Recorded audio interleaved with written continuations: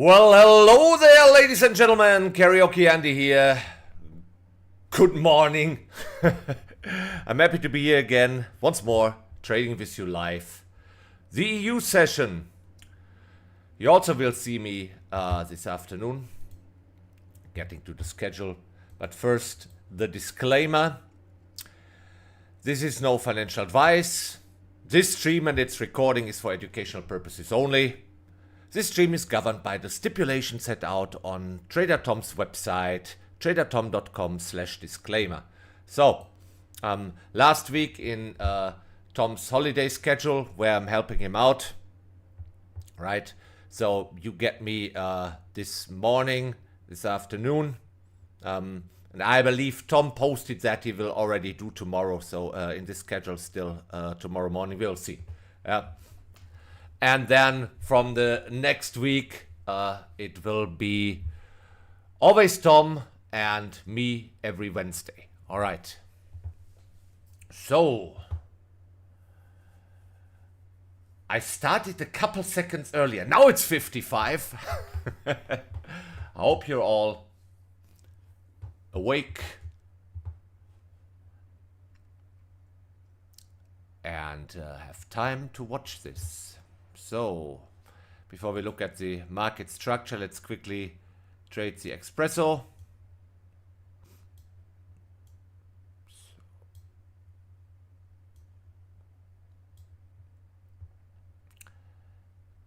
Believe I'm using an 18 points offset.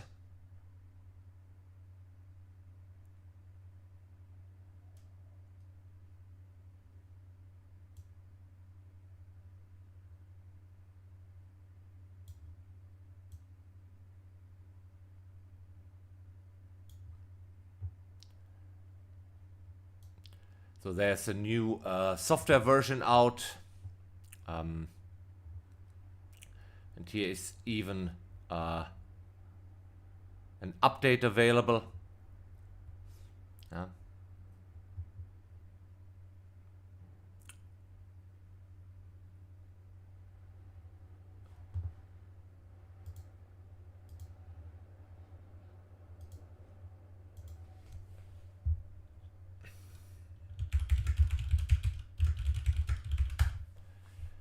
So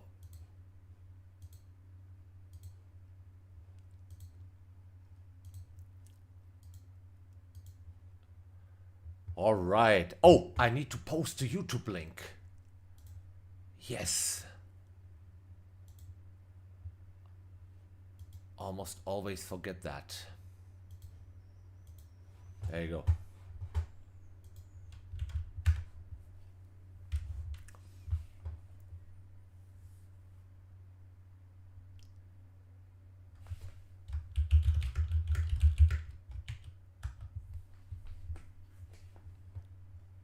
Just telling everybody.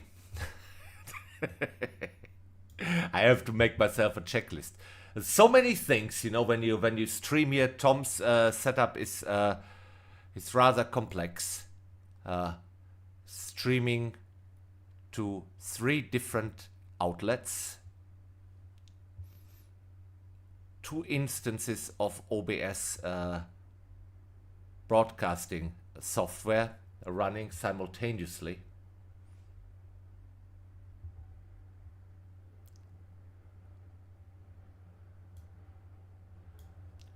No wonder his fans are so loud, huh? Yeah.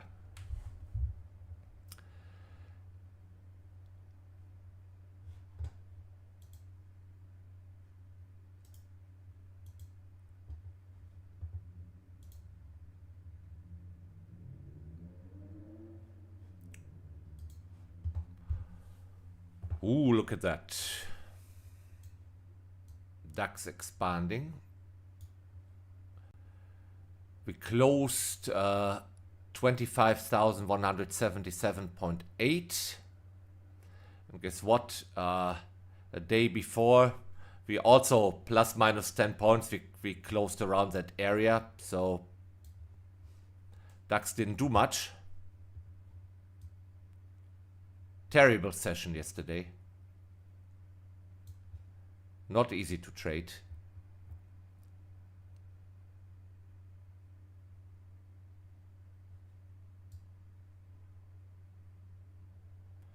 go watch that recording and see me struggling. So, we'll put in the short order.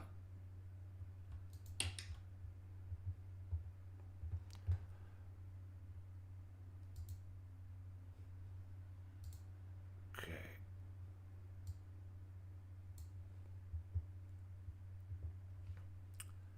This candle looks like it wants to expand still.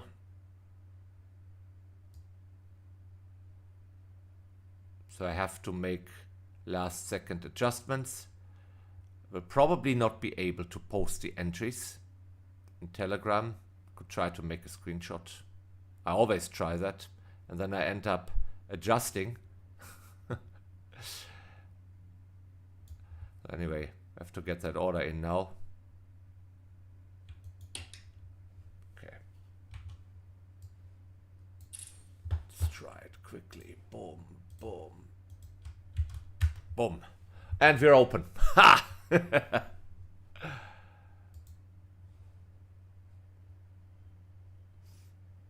Why is sell the same color as buy? This is so annoying. Mr. H, if you're listening, why sell green? There is this new auto color feature, I believe. Take a look.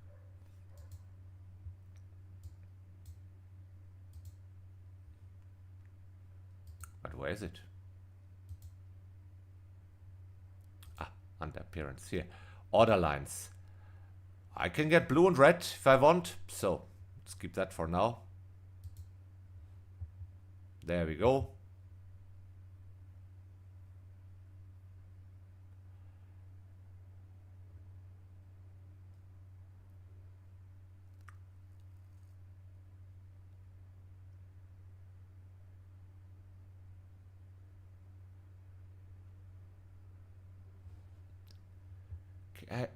Do you have that you need a certain order on your desktop in your browser tabs? I don't know. Can be pretty anal about that, but then again I'm German, probably.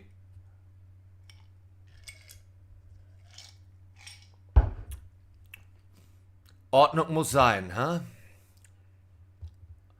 Order must be. So, looks like we might get a fill long.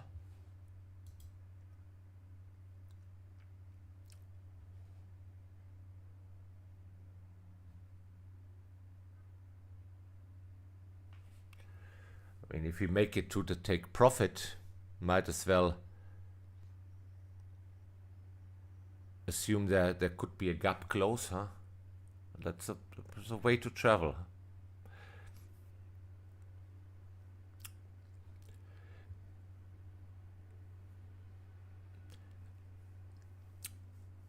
If I don't get a fill within the next 30 seconds, I personally will not delete the orders. I will adjust them.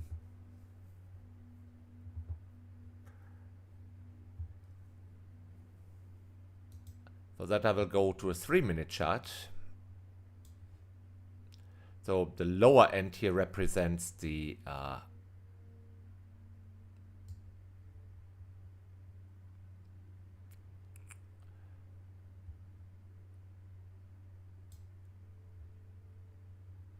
that's called the Karaoke Espresso.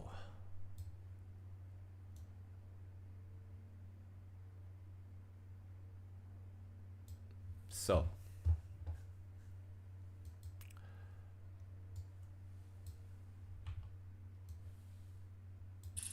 new orders.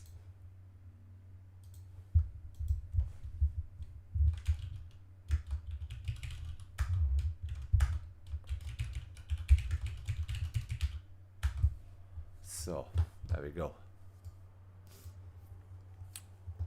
So the regular espresso brackets the 10 minutes bar that closes at the open. I changed that to the 5 minute that closes at the open. So I'm bracketing 8:55 to 9, right? Plus an 18 points offset. That's signified by the extremities of those boxes here. And if I don't get a fill within the first 3 minutes, I switch to the Karaoke Espresso, which is the interval from 8:55 to 9:03. So 8:55 interval is the lower ends here of the box when I switch to a 3 minute chart.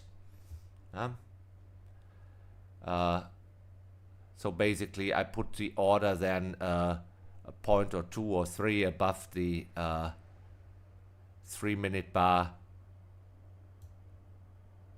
high.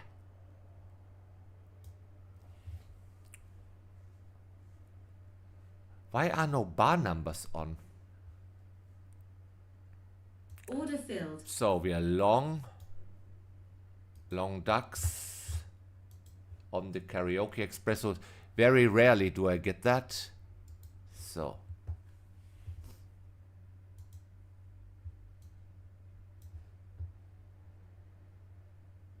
what's happening with my position?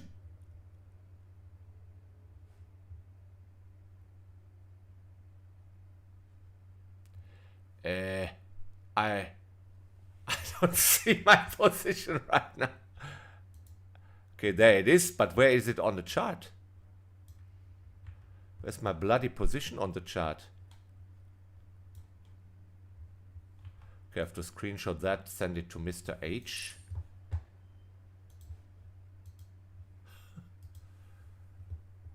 Okay,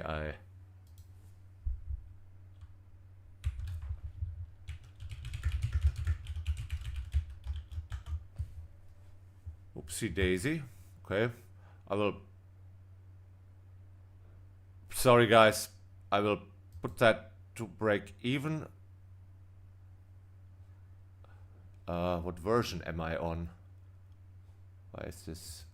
Okay, I believe I just hit profit. Okay, I guess. So, yeah, I'm on version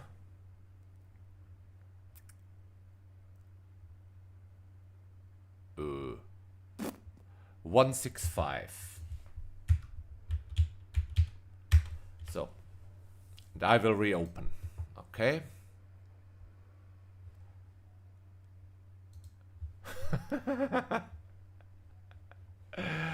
I don't know what just happened. FTSE printed a first bar negative, I believe.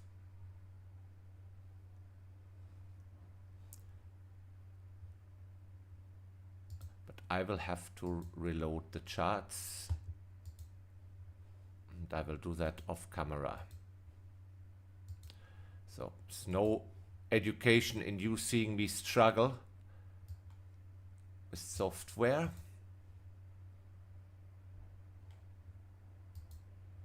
Okay. Anyway.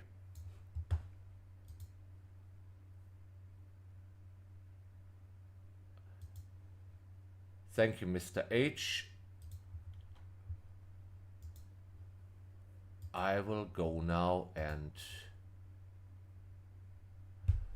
yeah. Okay.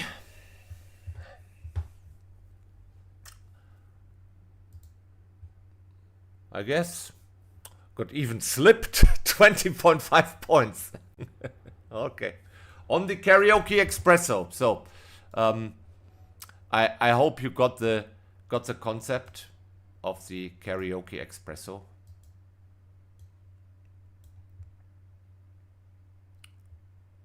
Yeah. So maybe it's not immediately clear what I did there. Those rectangles there, they're just visual guides, right? Looks like the DAX might close the gap.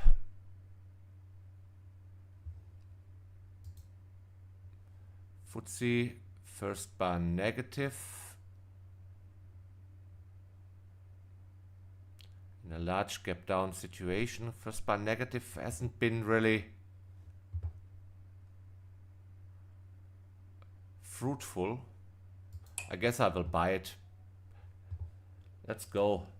Let's take a long position in the FTSE. First bar negative.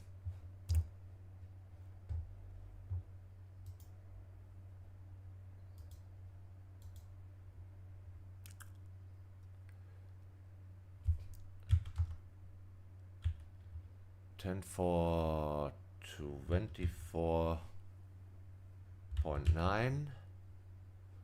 Using a 25-point stop loss. 10,3999.9. So okay. Okay, so wait.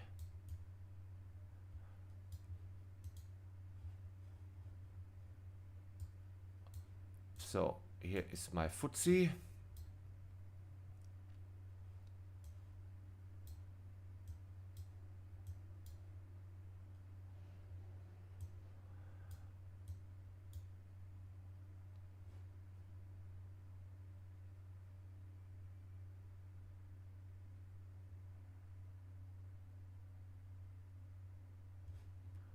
Could have gotten a much better price.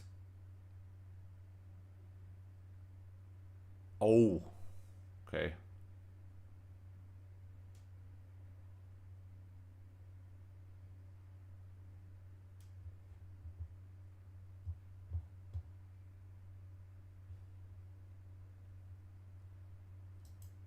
Okay, I have to amend this. Here's a typo in the stop.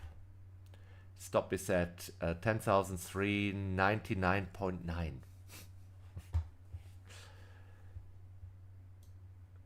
DAX, however, looks like it wants to close the gap, maybe.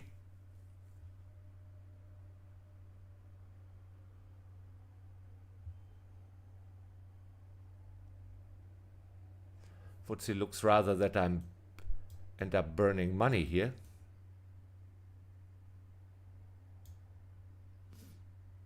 You know, I was almost hesitant to take that because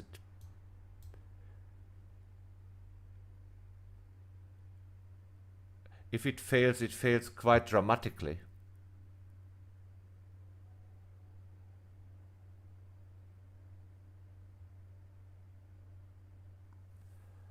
So DAX is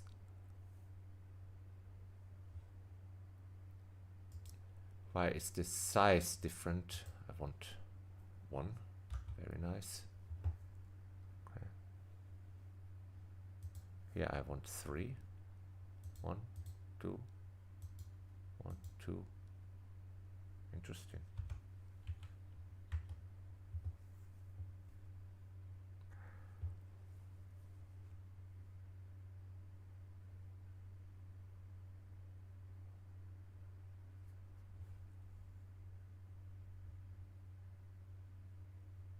$25 points to a gap close, huh? In the DAX.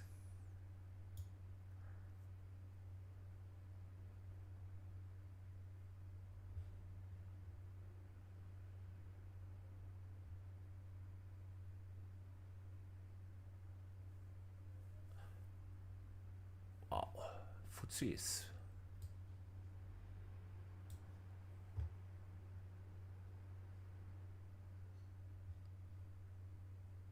thinking of just buying the DAX at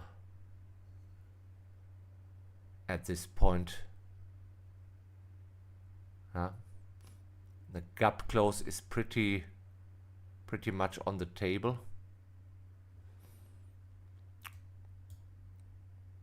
I sometimes do that because small gaps they get filled. It's a magnet when prices close odds are high that reaches that, but doesn't need to. Maybe later in the day.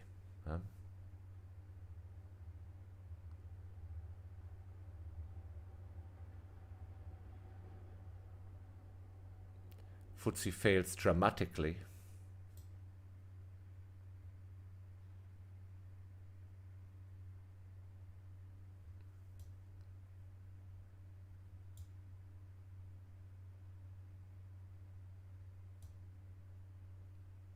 Yeah, we should be short the FTSE, if anything. I will stop myself out of the FTSE. Closing FTSE. That doesn't work. So, minus 11. There's no need to holding on to a position that is not doing what it's supposed to do. There seems to be strong momentum to the downside. I just don't want to sell momentum here. But if anything, I would want to be short the FTSE.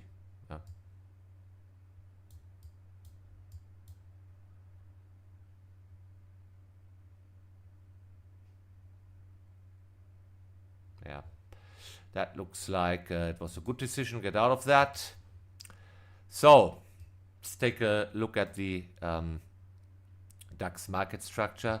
So I said that yesterday's close was at 25,177. Close to a gap fill here.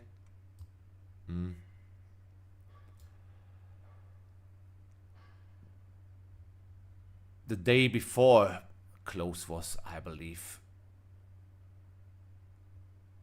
80 or 66 or something like that. In that ballpark, plus minus 10 points. Yeah. So market did a lot in between, but closed at the exact same point, more or less. And in between was a very messy session. So interesting. Overnight, we briefly traded back to the 24,000s again, and then recovered. So overnight market. So in this chart, everything that happened between the cash sessions, right? DAX cash session is from 9 till 17:30 or 5:30 p.m. Frankfurt time, Central European summertime, all right? So, and everything outside of that, in this context, I call the overnight. So, overnight has a high and has a low, right? And a midpoint. And this is previous cash low. So we are trading above previous cash low, overnight low, overnight mid, but still below where the market closed yesterday. So we want, for bullish scenario, we want first to close the gap and then see a rotation to the overnight high. And then the next level would be previous cash high. However, if we don't accept above any of those levels, and acceptance could mean a couple of closes, can easily also rotate back down here.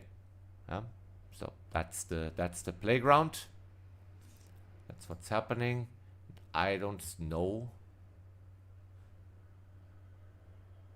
where my Germany chart is. There it is. So let's switch to a 15-minute chart. Got the first bar positive. Oops.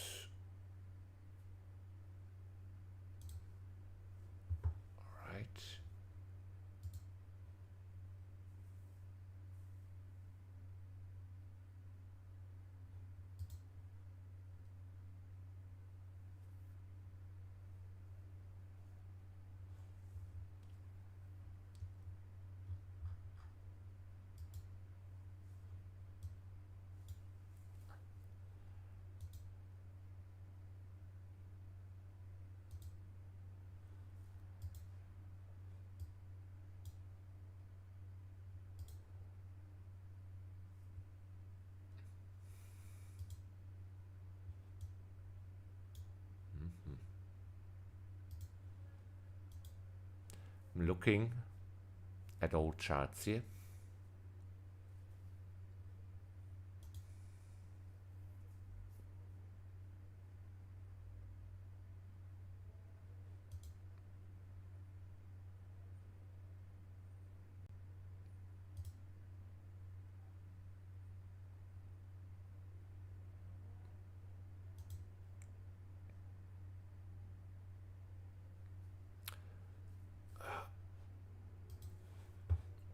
Here is a signal to trade the aggressive school run.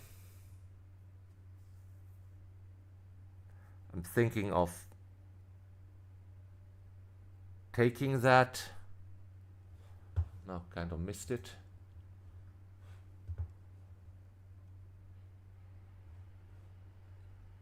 Hoping for a gap fill. Maybe we can buy at a discount. So I don't know what I have done now. Looks like I have opened 2 positions. Interesting. Ah, that was my fault. Take profit. Still preset. Okay. So I just post that as one entry.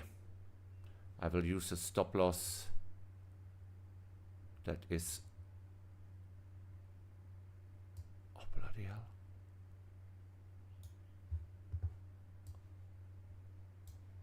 And here's just one position.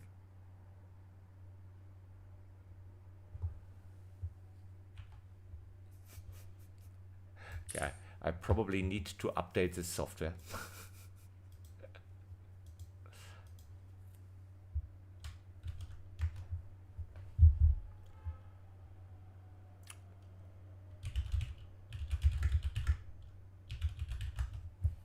So I don't know. Let me just, I have one position open. One position open. And two, that's an order. Did I put in an order? I put in an order. Okay.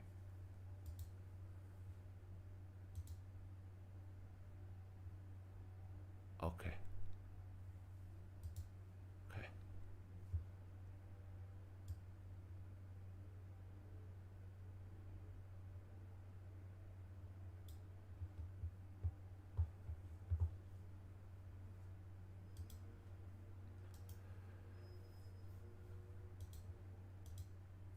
Okay, let's try 25 144.6.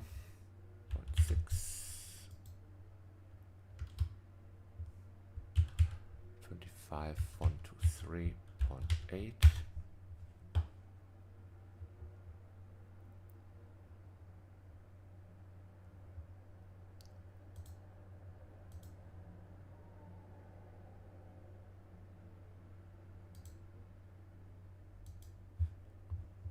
Okay.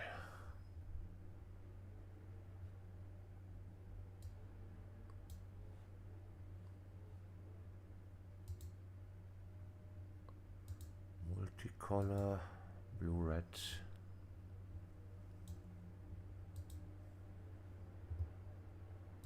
Okay.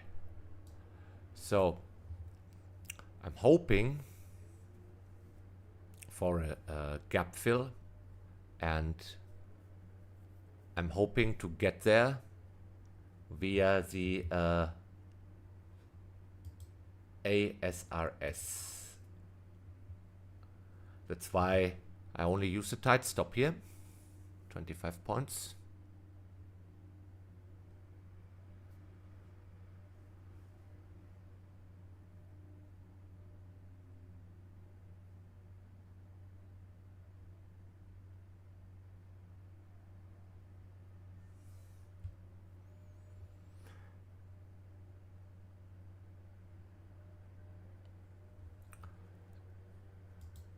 Sorry, I switched off the screen.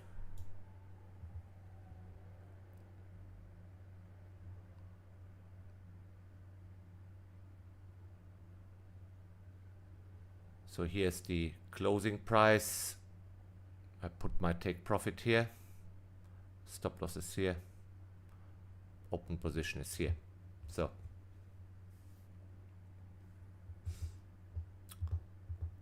go to a 5-minute chart. Let's see. Messy breakout.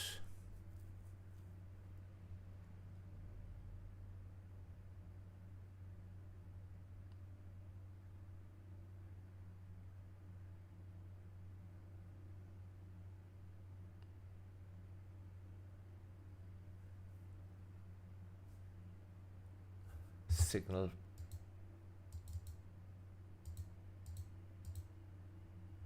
Shouldn't it be there? Okay.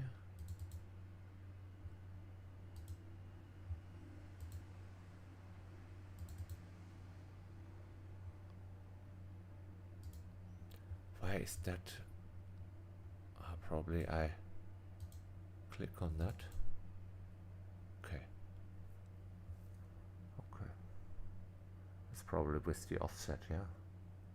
Low 25 minus 2 is 23. Okay. Yeah.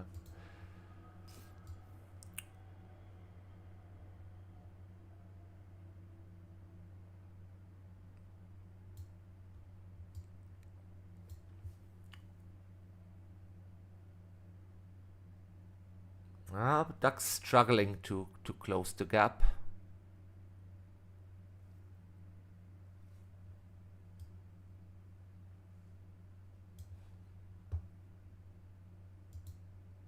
Okay.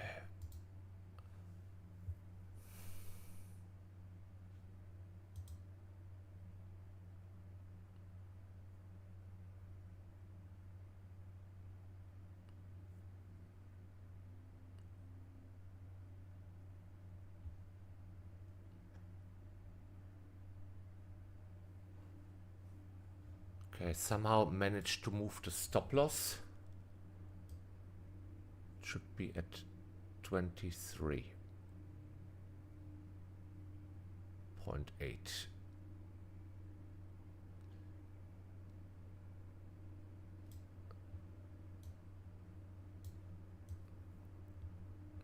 There were massive changes in the software, still have to get used to. Not that it got worse, it's just me needing to adapt. Sorry for the confusion, guys.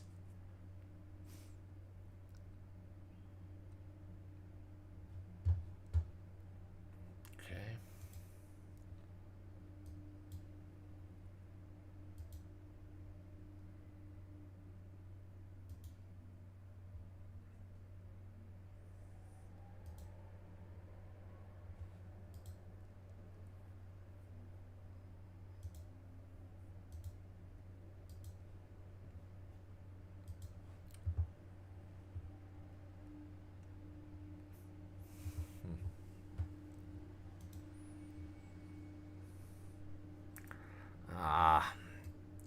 Hopefully a bull flag, huh? On the 1-minute chart, you see the messiness.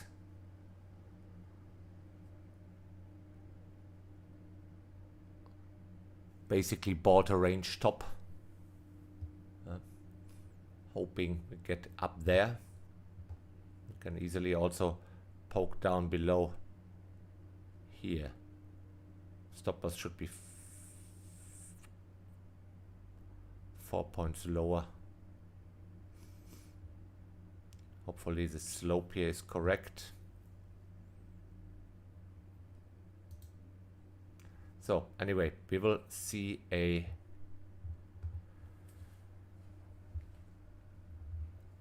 second 15-minute close in a second.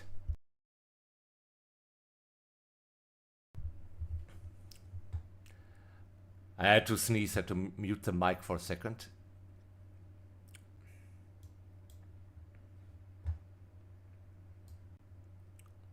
So looks like my idea so far hasn't fully materialized.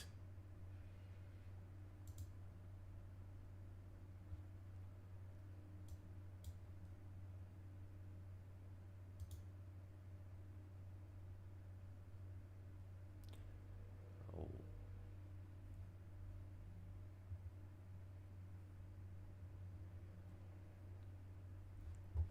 Maybe now.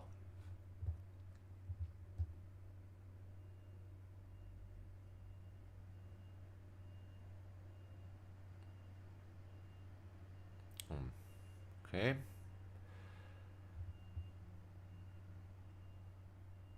Oh. Struggling. Okay, I could add to this position on a school run, but we had an inside bar technically, so I will not do that. Inside bar usually means anti, but we are so close to a gap fill.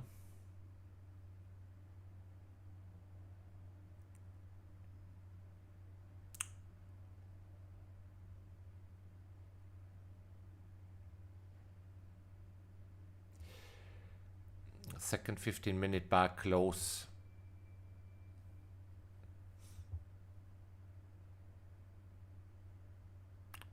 Yeah,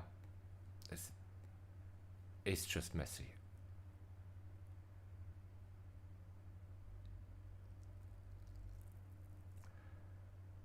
So we have here a sizable 15-minute bar, first 15-minute bar.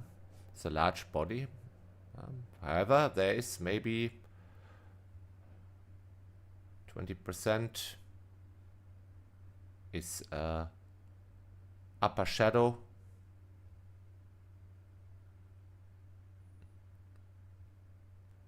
Then within that resides the body of the second 15-minute bar, and they have basically the high comes in of the first at 56.2 and the second at 56.2. They have the exact same height, which the textbook says that's an inside bar.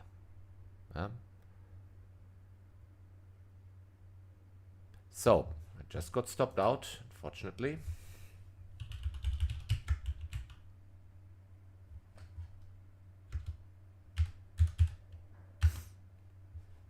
So now the question is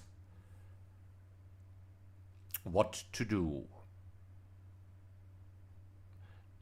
The long side wasn't triggered. The short side was triggered.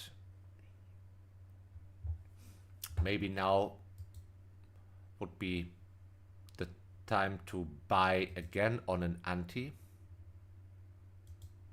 And why not? Oh, that snaps to those lines. This is annoying. It's annoying. I can't put my tool here. Oh, sorry about that.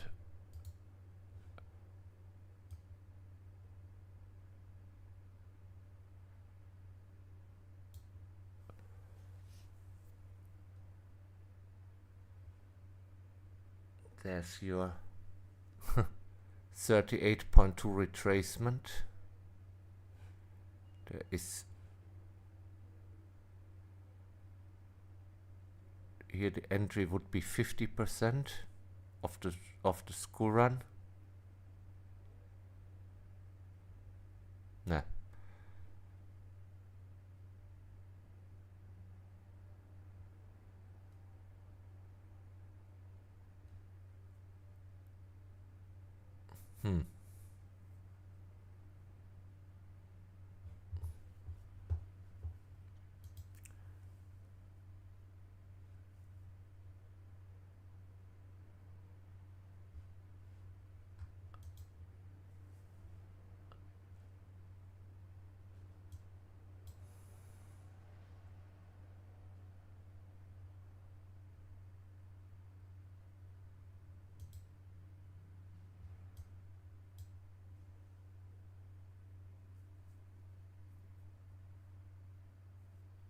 Not easy to assume what I should do.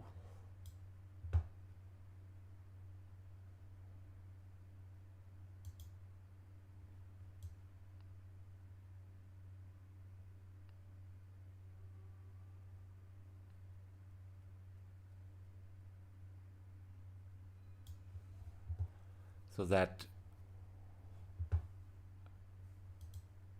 short trading idea. Didn't work. I mean, can certainly also assume that we will head lower.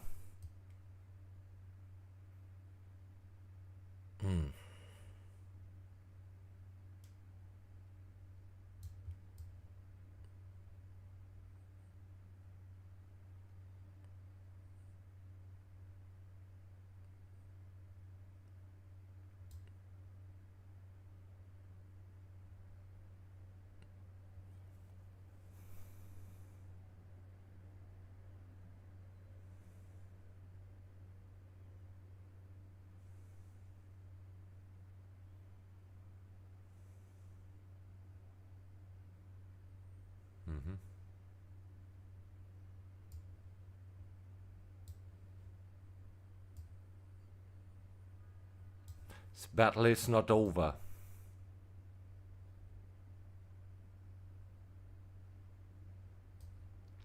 Some news coming out in the afternoon, not major, but still.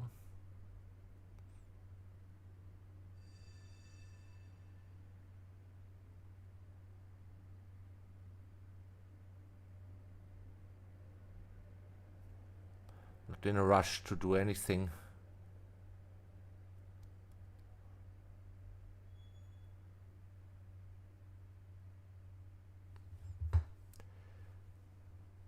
This is not an easy situation.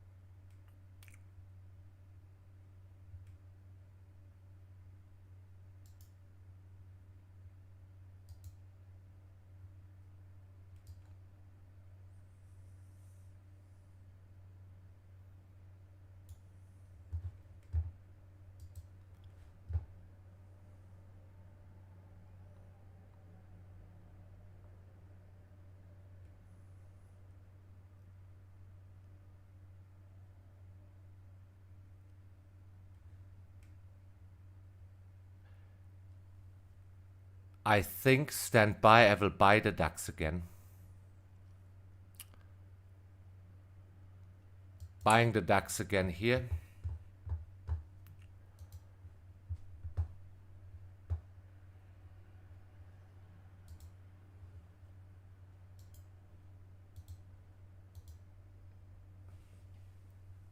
Because the screw run long has now properly triggered. Danger can still get chopped up in a range, so I will not risk much. I will just put the stop loss below the current bar, 40 points.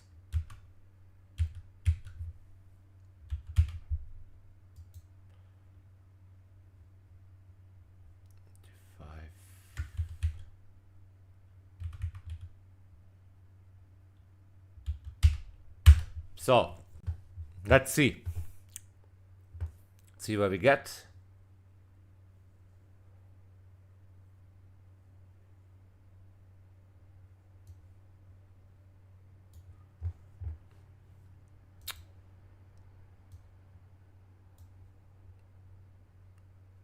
ugly picture.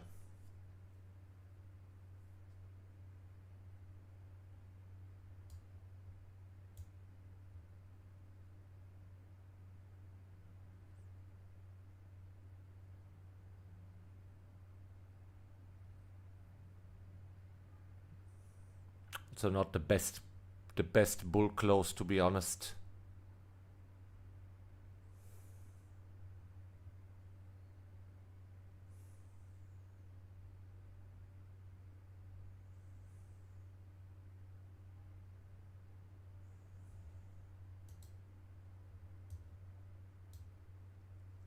Come on, Duxie. So, let's take a couple questions.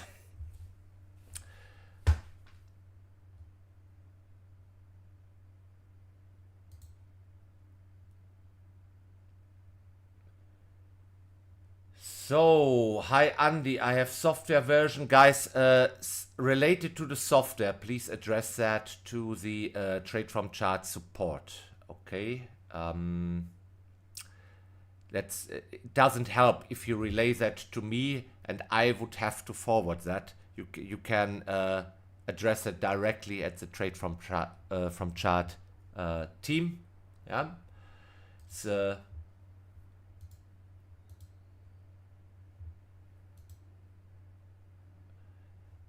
know, this is the Trade from Chart software group, right? So, and it says pinned messages. You click on that one, right? And there you see here at TFC _support chat, right?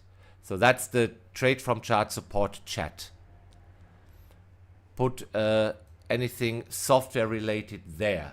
Yeah, I'm not your tech support guy here.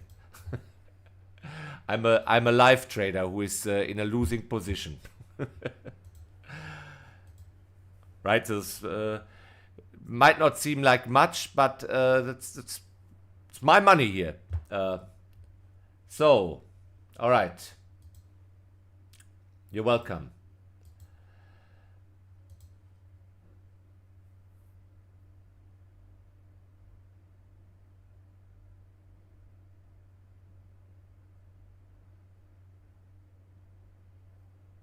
Yeah. Okay.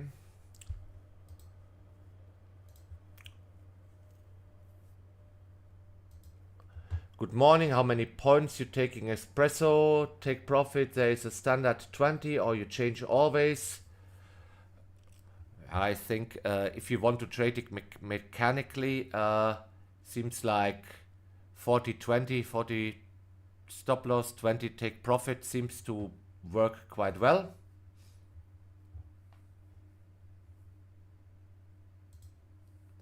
Hello Andy, what's your experience with anti-SRS? I find that it does not work as many times as regular school run. Maybe Tiara is the culprit. Interested to know your thoughts. And where is the chat, please? Yes, so there is no chat. And the anti school run is basically an inverse breakout. You do the opposite, right? So you do the opposite of what you would regularly do. The regular school run says bracket the 15-minute bar, the second 15-minute bar of the session, go long above, short below. The anti does the opposite. Yeah. So question is when to take the anti. And Tom has done some research on that. He isn't fully finished. So he looks at a lot of factors, believe me. He hasn't published much. So it has something to do whether we are trading within the confinements of the overnight range, which we do. Has something to do whether we have the single bar being an inside bar of the first 15-minute bar, which we do. So a couple of factors here would have compelled us to trade the anti today. I'm just thinking we're so close to that gap fill here. But maybe we don't go there.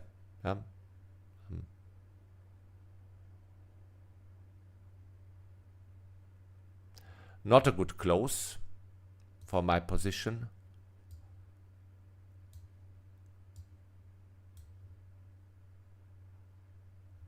But on the 5-minute chart, we just see piano bars.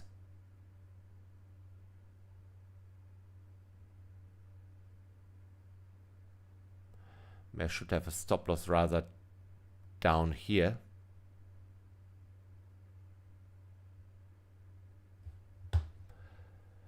Let's measure that thing.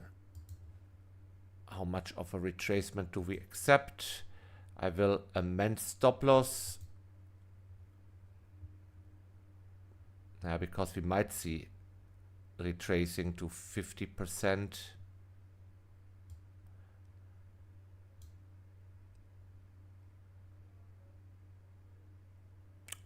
Nope, looks like I just got stopped out. So about that.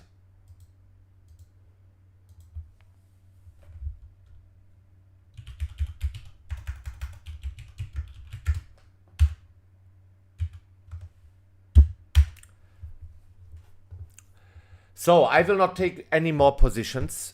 I'm sufficiently annoyed by the price action. Not for the lack of trying that I lost here. It's just not so easy to trade.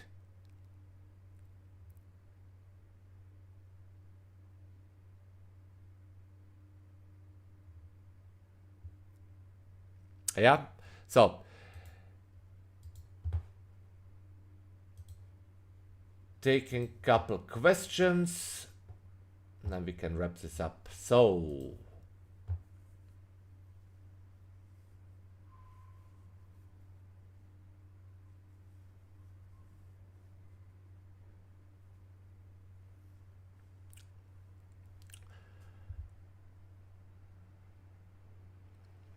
whatever.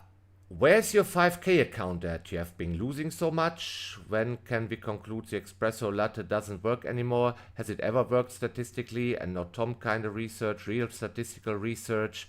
Please be transparent. Show your 5K accounts so everyone can see the value of the teachings. Just to be fair, brother. I say, what do you want from me, right? I trade live here, putting my own money at risk. So that's no bullshit. Yeah. So what do you want from me? You want me to strip down my pants, you know, showing you my tax reports, my bank account statements or whatever. This me trading here, private account, my money. Yeah. And it's not like I'm not doing what Tom is doing, you know. Tom is a very accomplished trader who can afford to, at the 1st of January, put 100,000 euros, dollars, pounds, or whatever he trades in an account, and then just give you a transparent track record throughout the year. And at the end of the year, you will see the tally, right? I'm not doing this for you, right? I trade by myself, for myself, and occasionally here. The reason why you saw me a little bit more often is just because I'm doing Tom here a solid. He can go on holiday, so I jumped in, right? So I can't do the same. I also addressed this a couple of times, guys. I operate differently, right? So I have to withdraw money to pay my bills, believe it or not. Yeah? And you don't see all of my trading, right? You only get to see me once or twice per week. And true, this and last week a little bit more often. And yeah, and there were some tough sessions. But to question here my legitimacy or something like that, that's a question I don't take, right? So different concept. I'm a different guy. I'm not doing what Tom is doing. I said at the beginning, read the disclaimer, right? This is educational.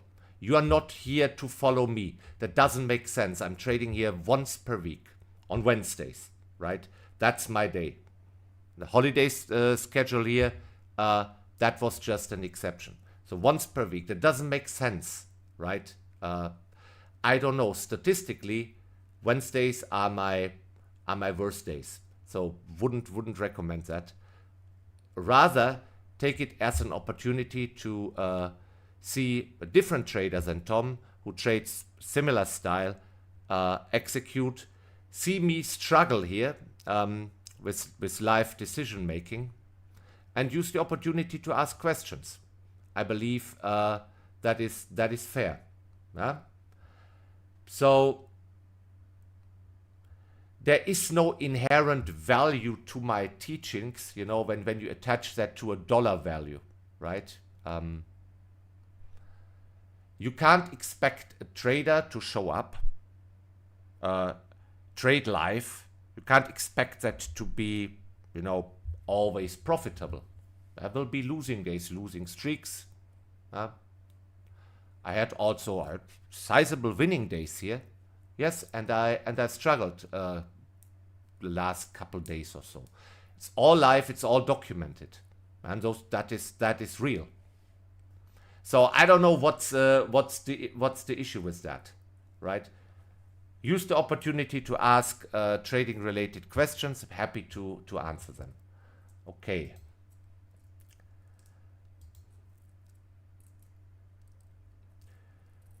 Eric, you say Wednesday is your worst day. I have that with Fridays. Is that not setting yourself up for failure mentally because the day of the week should not matter? Yeah, but it does, doesn't it? Right?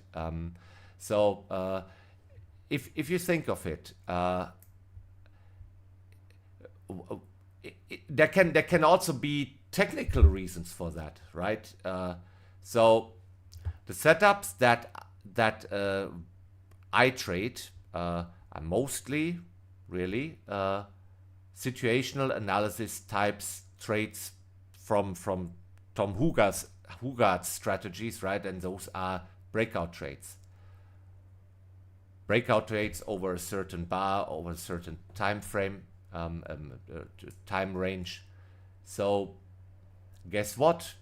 When there is an important news release, like CPI or PPI or stuff like that, later in the day, the market, even the DAX, might be in waiting mode. So you're seeing rather a range-bound market, and breakout trades, they don't work so well in a range. Yeah. So that can be a reason. Often enough, you see that, and also, so why do I choose my weakest day? To kind of push my own boundaries, right? Get out of my comfort zone.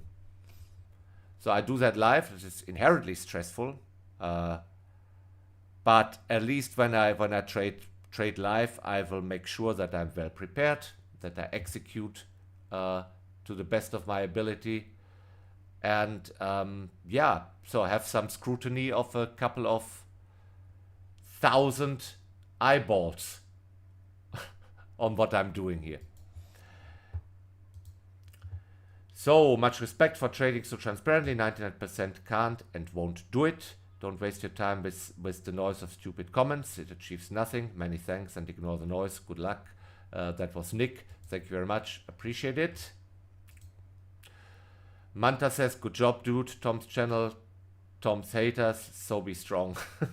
Yeah, that's true. It's Tom's channel. Well, I guess you can't.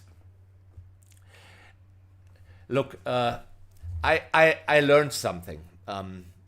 I learned something about human nature many years back. I used to be in the retail business, in e-commerce and mail order.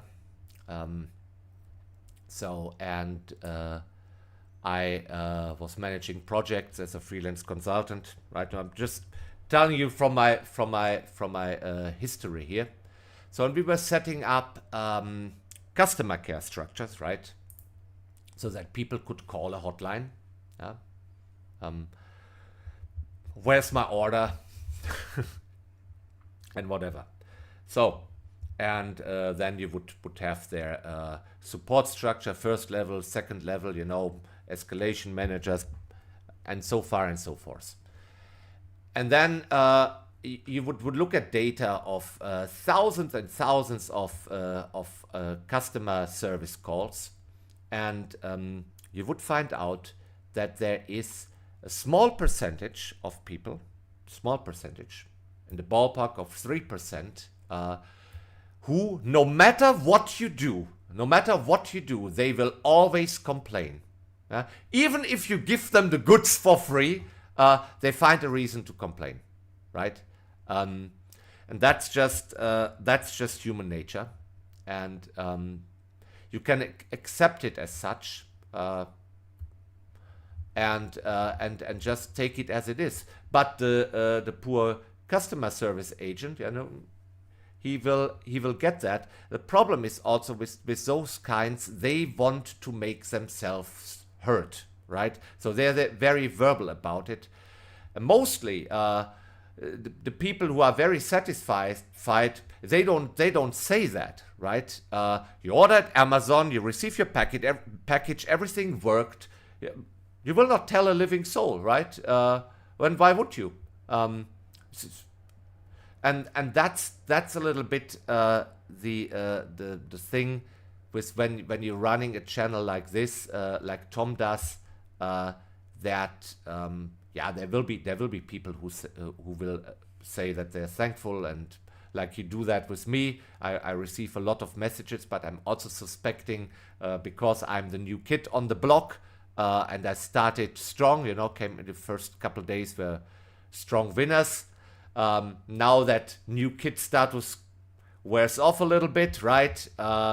So you see me also struggling and a couple losing days, and now slowly the 3% or whatever, they make themselves heard, and they will be very verbal about that, and I'm very well aware of that. So yeah. So let's take a couple more questions. So Chris agrees, you're totally right, Andy. Some people misunderstand what you're doing here. Yeah, so that might be true, right?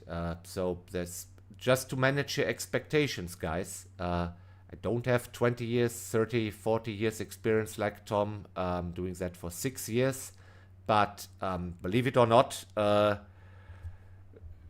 Tom thinks that I'm worth your while. I also have some confidence in my abilities as a trader, but yeah, my performance the past couple days could have been better. That much I have to say. What you maybe could also, if you would look at it in a benevolent fashion, right, today, you didn't see me revenge trade, you didn't see me run after the market, you didn't see me taking positions without a good reason, and you see me, if you rewatch that, managing my risk and then walking away if things don't work out. Also saw me, for example, in the FTSE that was struggling to reverse. The first bar negative is a reversal trade. You bet on buyers stepping in. There were no buyers, so I took my loss early, prevented a greater loss. Hopefully, haven't checked the chart after. And that's maybe something on the positive side. You have to also manage your risk in a way to limit your downside, that you survive to trade another day in days like this, when your edge is not really working out. Yeah? So, and yes, and it might be that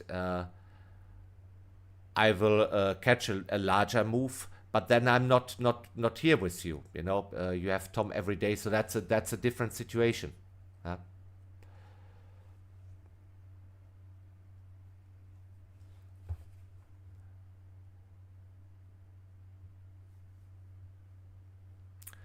Yeah, and then also, yeah, there's some trading days that I might personally even avoid. You know, wouldn't even bother to take a position in that shop. Now I kind of need to show up here and take some trades for you. So doing that out of my own volition, you know.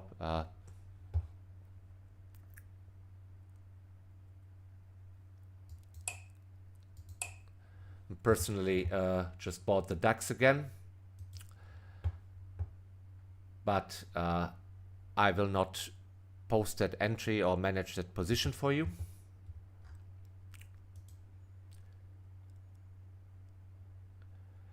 So, Morten, this is very individual and depends on a lot, of course, but when did you decide to be a full-time trader? Like, what did you achieve beforehand to be sure, making monthly expenses consistently, build a big buffer, etc., etc.? Well,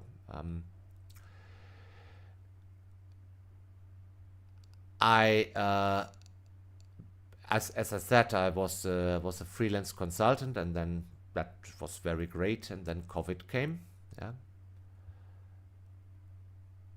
And that was that.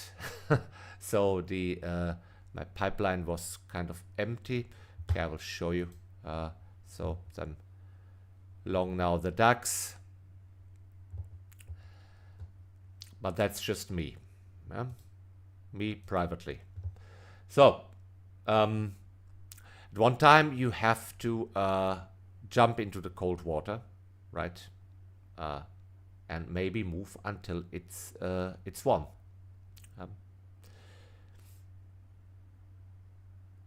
So obviously you need to see some consistency.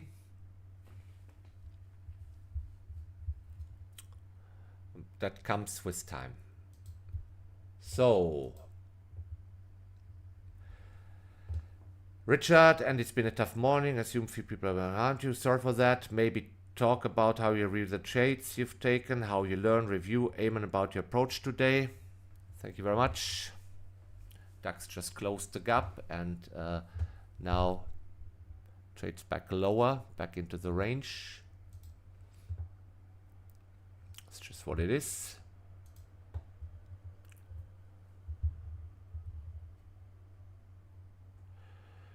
Daniel said he's long from what he's seen in my screenshot. Oh, be careful. We might just fill the gap and reverse from there, because we're struggling here. So, Mikkel says he has been profitable for 96 days. Hardest thing for him was to walk away when losing or stop the day on a loser. Yeah, because your reptile brain wants equilibrium, wants to make the money back, right? And that might not be possible in the environment or in the mental state that you are at that point. So it's sometimes just better to walk away, reset, and then yeah, trade when it's easier.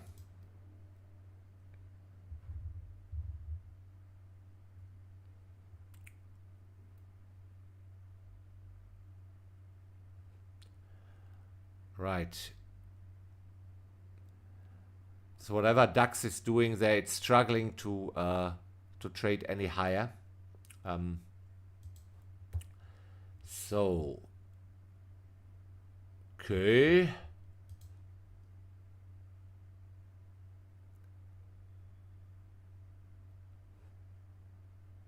Daniel is confident he will be a full-time trader soon for sure.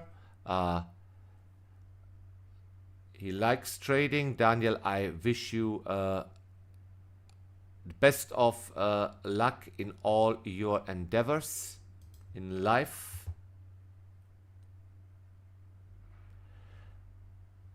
So, Bechane, I don't know how to properly pronounce it. Sorry about that.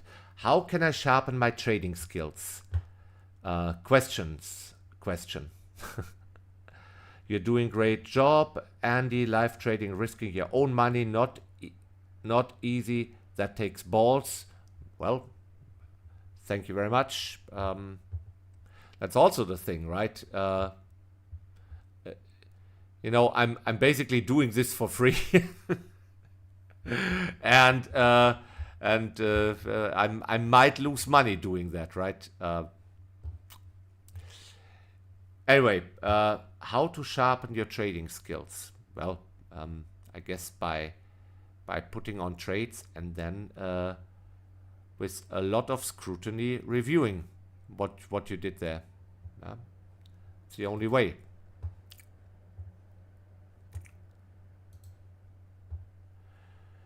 So Matt says, thanks for sharing your time and trades here. Much appreciated. It's quite helpful to listen to your process. Disregard the root 3%. Will do. Thank you very much.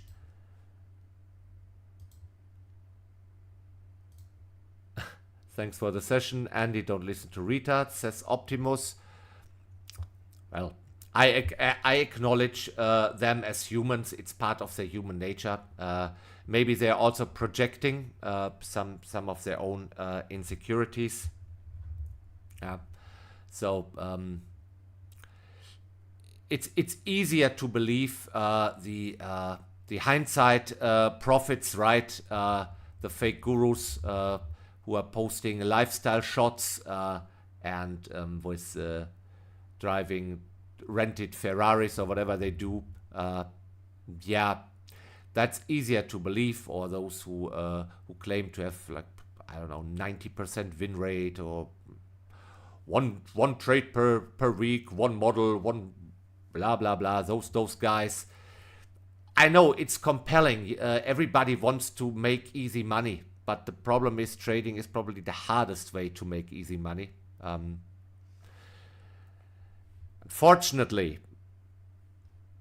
So,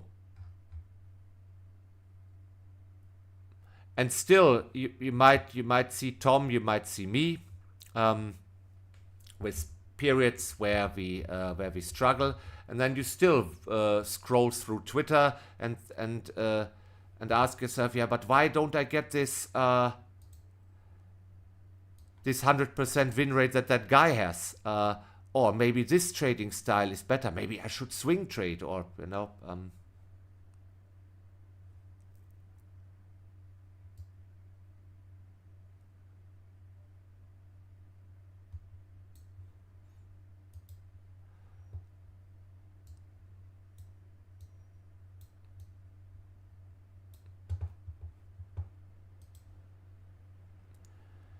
So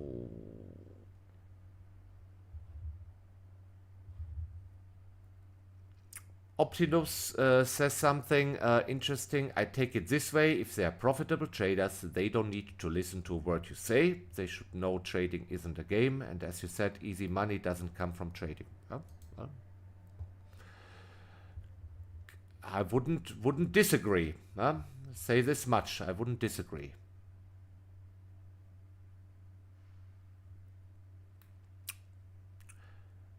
Okay.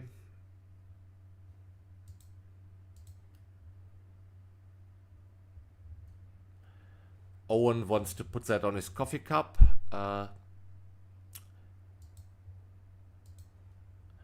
So here is a long Armin. Hi Andy, I have been in the trading world for the last couple of years, and I came across one of Tom's seminar speeches about trading mentality.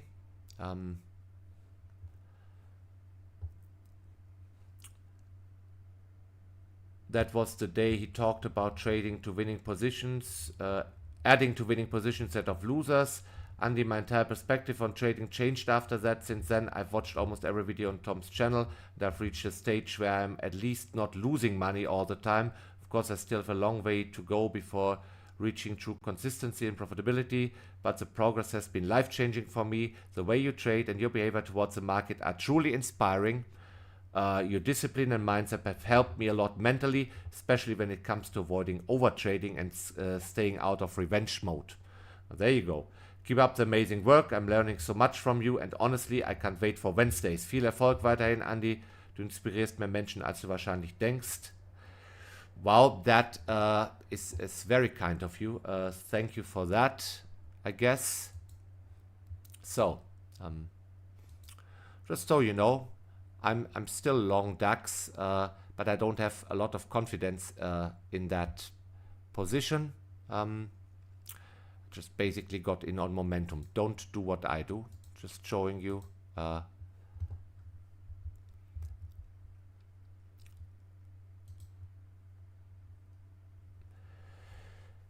So, Yanif, good morning. Enjoy your streams. Would love to know about your off-screen non-trading hour rituals, meaning how much do you log, journal, gather data, and how much effort do you put into it, or don't at all. Anyways, thanks for streaming. Thanks, you're great at it. Poking up the question. Okay, gotcha. So I try to limit my trading times to twice 90 minutes. I trade the EU session and the US session from the open for an hour and a half.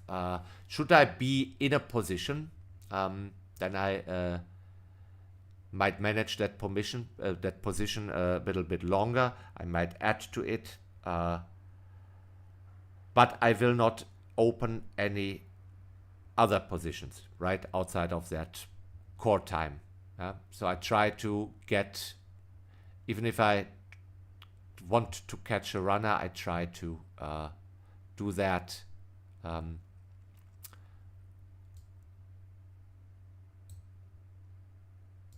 during the 90 minutes.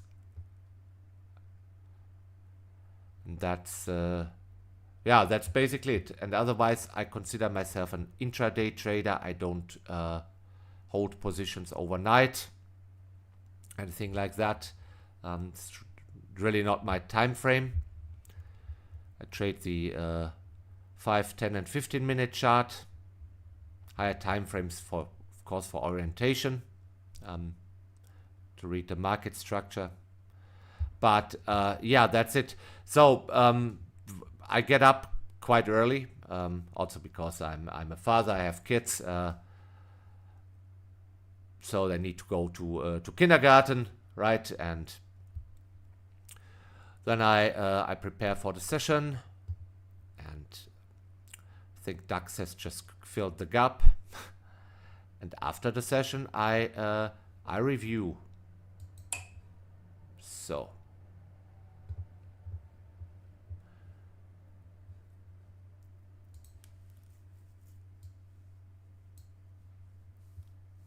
okay, so I just closed here.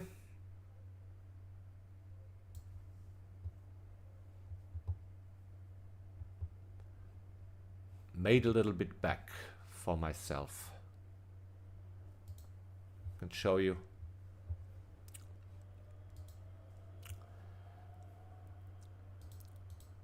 That's also the thing. When I don't trade with you, I trade a little bit more aggressive. You saw me opening 2 positions here at the same time because I saw some, or I expected some momentum behind that move. Here I try to show you clean setups. Not sure there's any value in me firing so much or being that aggressive. Yeah, so I will screenshot my trades, put them into PowerPoints. I will write a lot of text in a text bubble. What I did there, why I did that, and yeah, getting some heat from comments why you're doing that is also doesn't make it easier, I can tell you. But to be fair, there's mostly I get very good questions, excellent questions from you guys, and also there is a lot of love, so thank you very much. So, hi Andy, thanks for your streams. That's Ralph from Switzerland. I like them a lot. However, I have a question. Some times ago, I was there.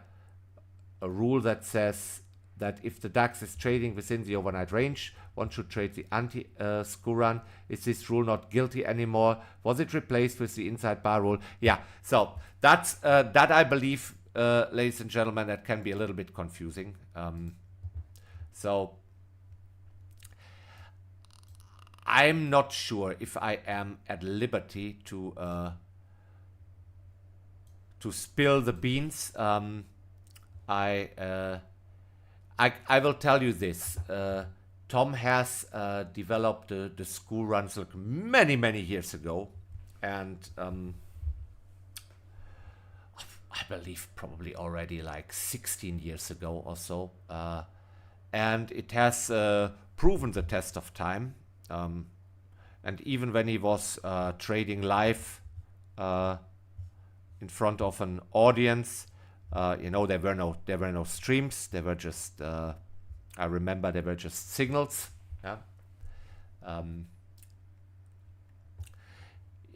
He would make up a reason. Yeah, I bought support here, whatever. But he was trading the school run, and then some people started asking him. They tried to reverse engineer what he's doing, and then at one point he probably couldn't conceal it anymore. So he was like, okay, this is my own entry technique. It's the school run, right?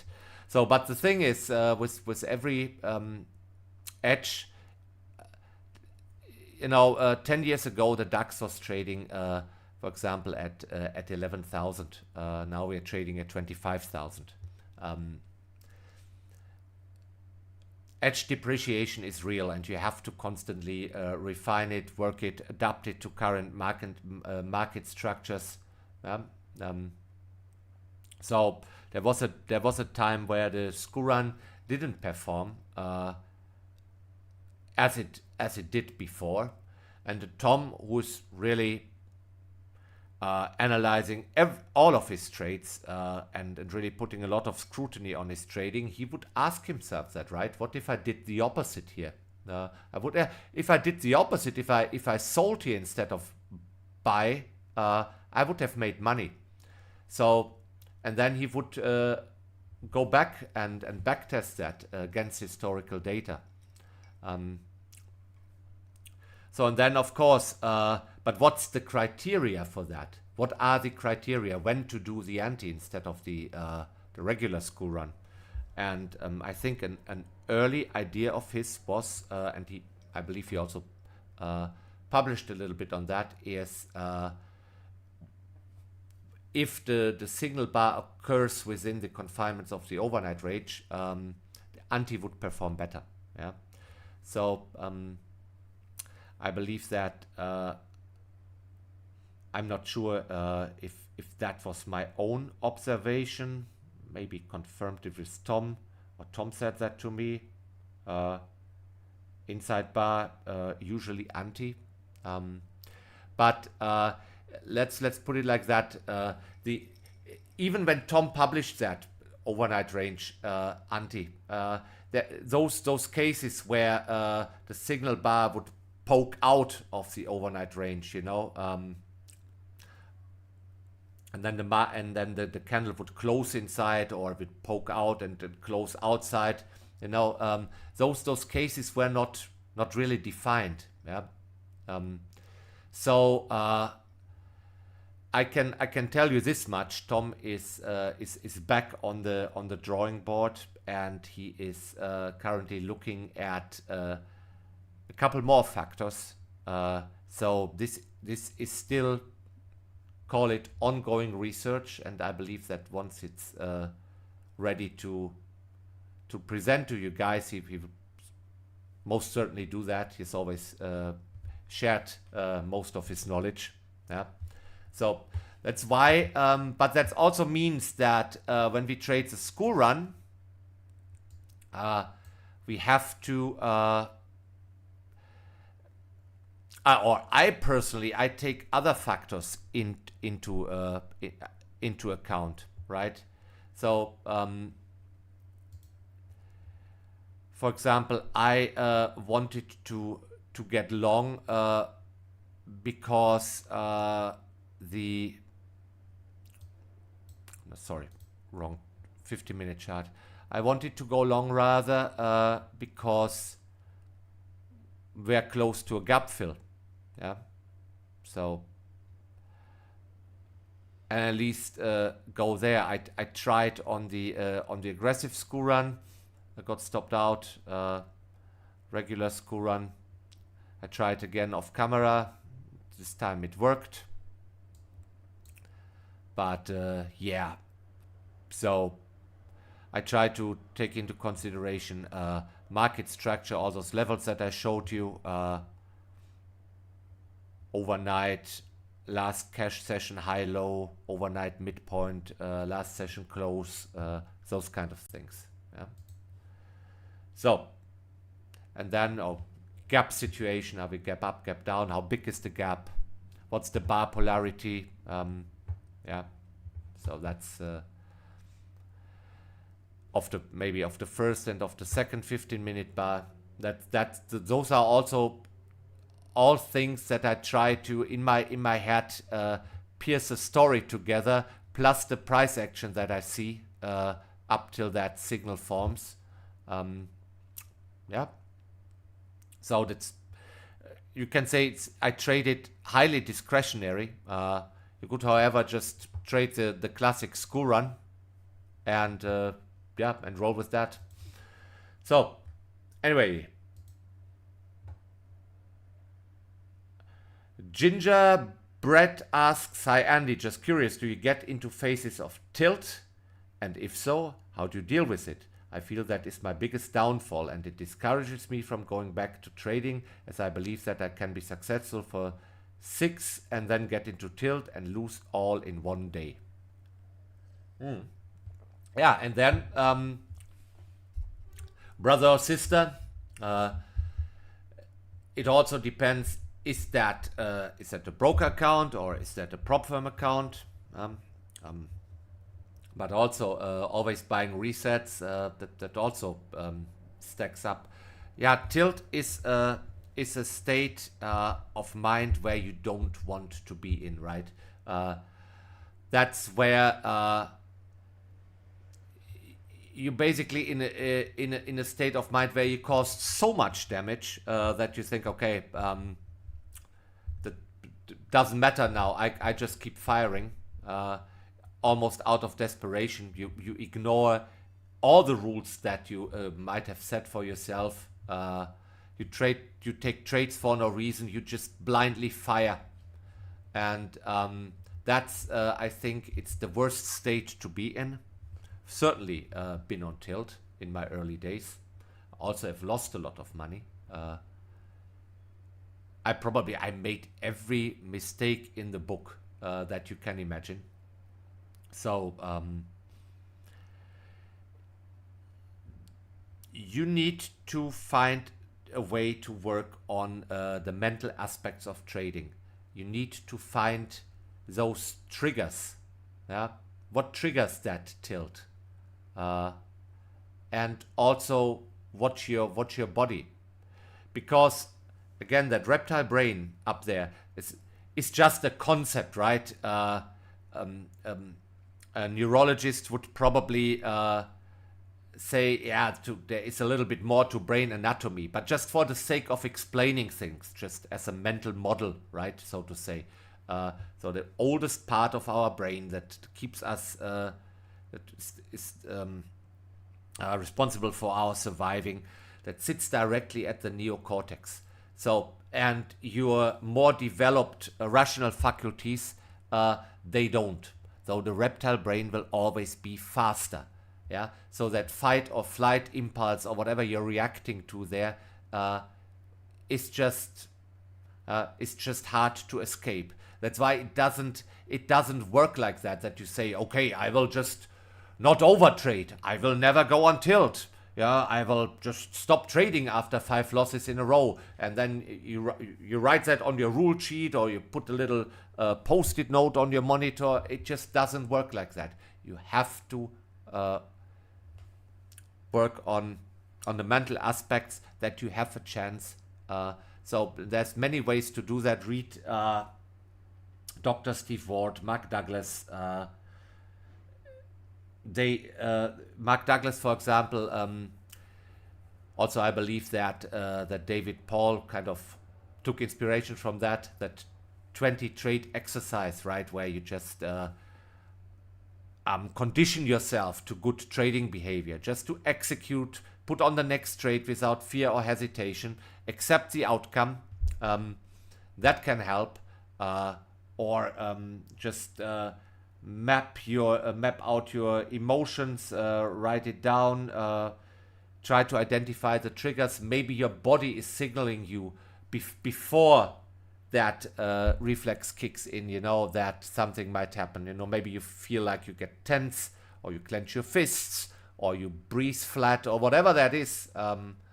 That's highly individual, but that's stuff you need to work on.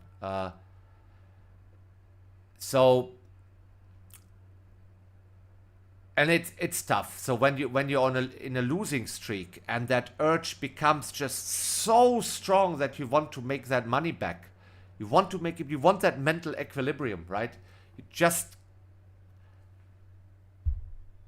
just firing trade after trade. I read once a book from a professional poker player, and I don't know what that guy's name was, or what that book's name was. I think it was called Super System, but doesn't matter. I think that the gentleman said one thing, and that stuck with me: don't make things worse, right? Whenever you encounter losses in a row, and probably somebody like Tom, he has so embraced that, and is also so confident.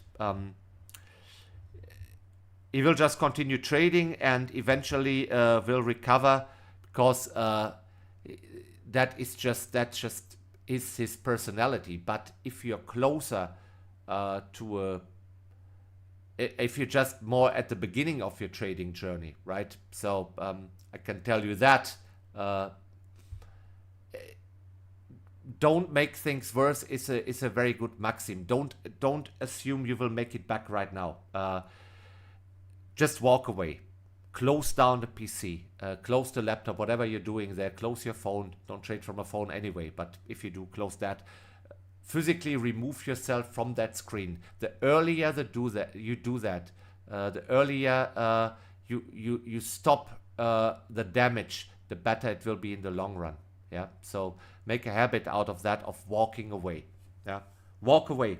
There's easier days to make money. There will be days where you also see me, being on fire, and everything works, and you add, and you extract points and points and points. On a day like that, it's far easier to make back that money than in this particular session where you completely sucked, where nothing worked, where you're doubting yourself, where fear creeps in. Why would you continue trading? But again, that's a rational thought. Your reptile brain might disagree with that, right? So condition yourself to walk away. That's all I can tell you. Physically remove yourself. Don't make things worse.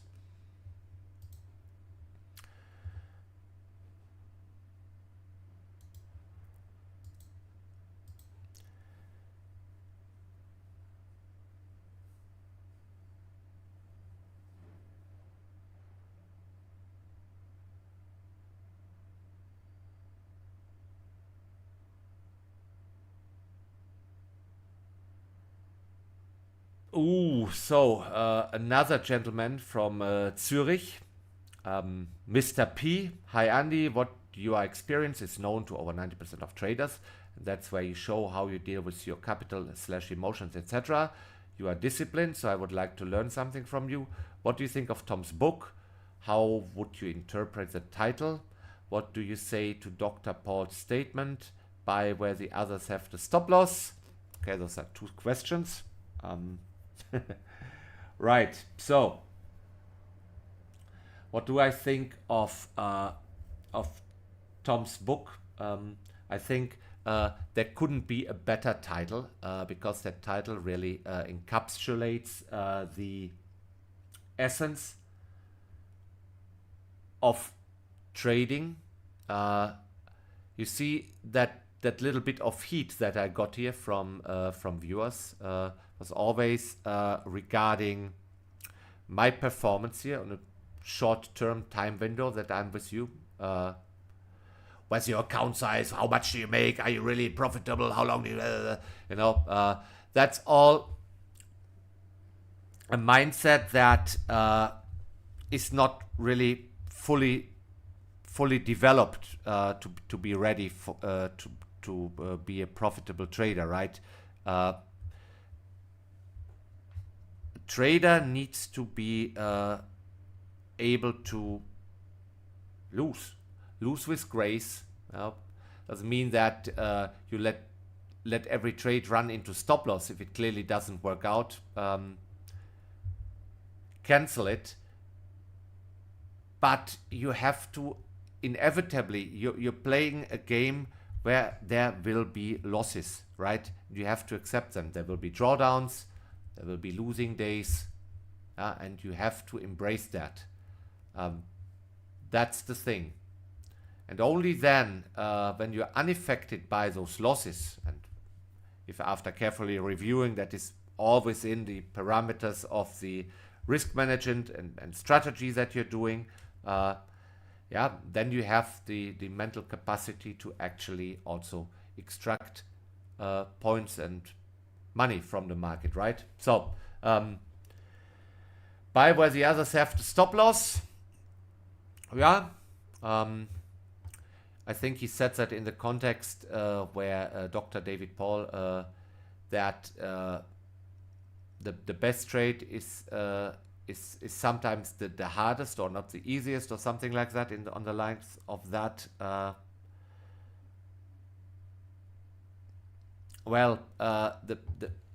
institutions they have or we as retail traders we have some advantage over institutions. We can just click, right, and our order gets filled. Institutions they can't do that. The positions are too big, too many contracts. It's also visible to the market. So if you want to sell a large amount of DAX contracts, you also have to find buyers for them, and you don't find them. You don't find that buyer immediately. So what they do is they play their little tricks, right? They however you call that, collect liquidity, run stops, or all of that. But that basically boils down to that. And retail traders often put stop loss in stops on a very obvious place, right? Below a swing, above an old high, below the current candle, something like that, and you often see those stops get taken out, right? So because institutions might collect that liquidity and say thank you. Let's say you want to sell a double top. David Paul would say, so you place that sell order there, and you put your stop loss, I don't know, 40 points above. Why don't you put your entry there? Chances are they might run that stop. Those stops where everybody puts it. I think that's what he means. Assuming a little bit those intricacies.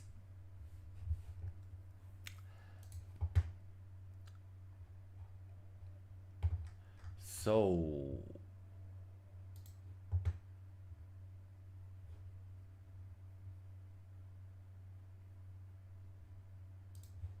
okay.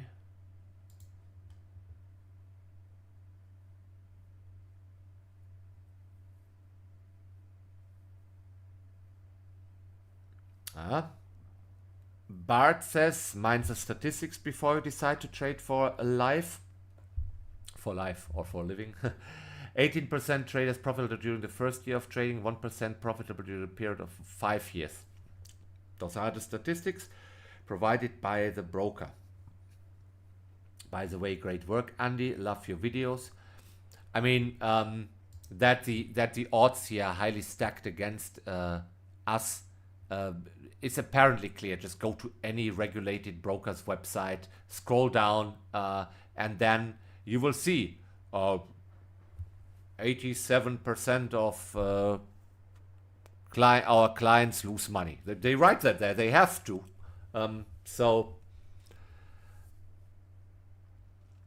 And yeah, I believe that the percentage of those who consistently profitable over a large period of time, whatever that means, is rather 1%. I believe that to be true. But guess what? That's with any endeavor in life that gets you out of a job, right? So try to found a business. Same odds, 90% of businesses, of startups, lose money. And within the next 3 years or so, 90% of the remaining 10% die, right?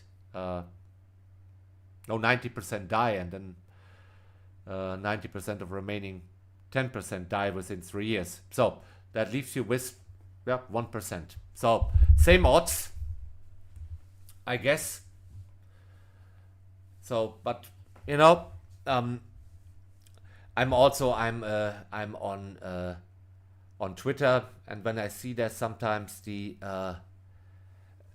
comments on and how many people are following those fake gurus and all of that, it's just, I just believe can't be so hard. Sorry, but you know, to get ahead of 90%, because the bulk they seem to just believe in a lot of things, but not so much in hard work.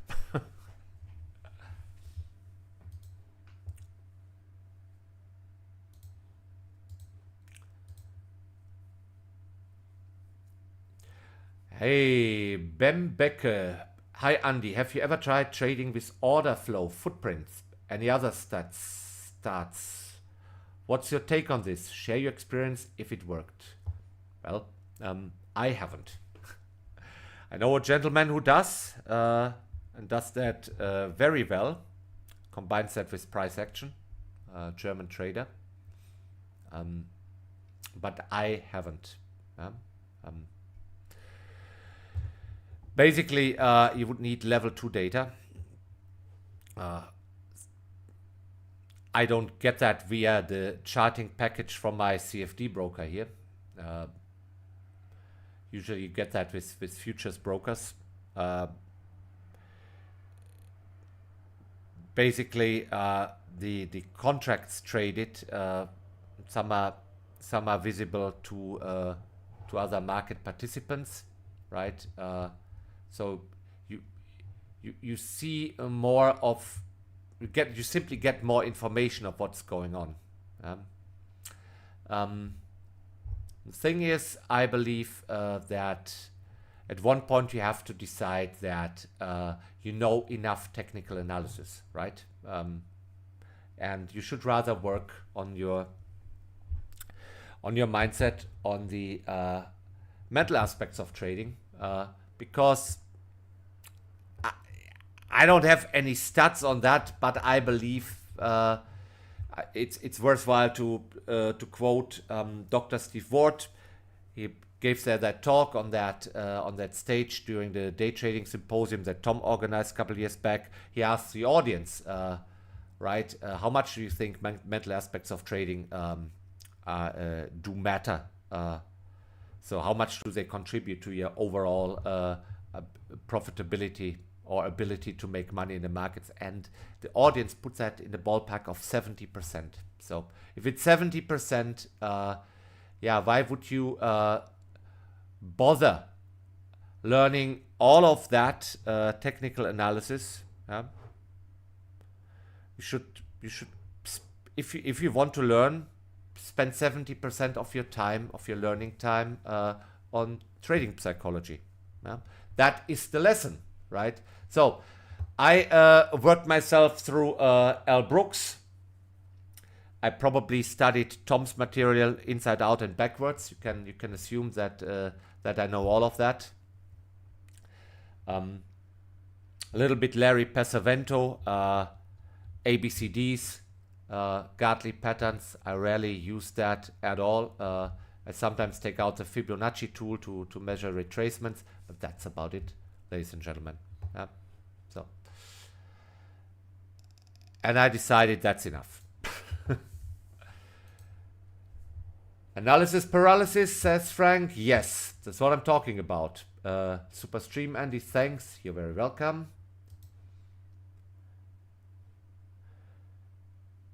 Best Loser Wins is One Gentleman Bible. I believe it's one of the best books out there. Not to kiss Tom's ass here, but it's really fucking brilliant. It really is.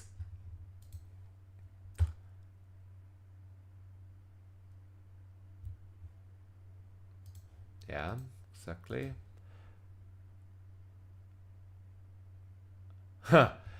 Guess what? Ask, what technique do you use to book profit? In other words, when you decide it's a good point to take profit. It's a discretionary decision, right? So, for example, here, saw the market in a trading range. I saw it struggling to trade higher. When I off screen put on that open 2 positions here.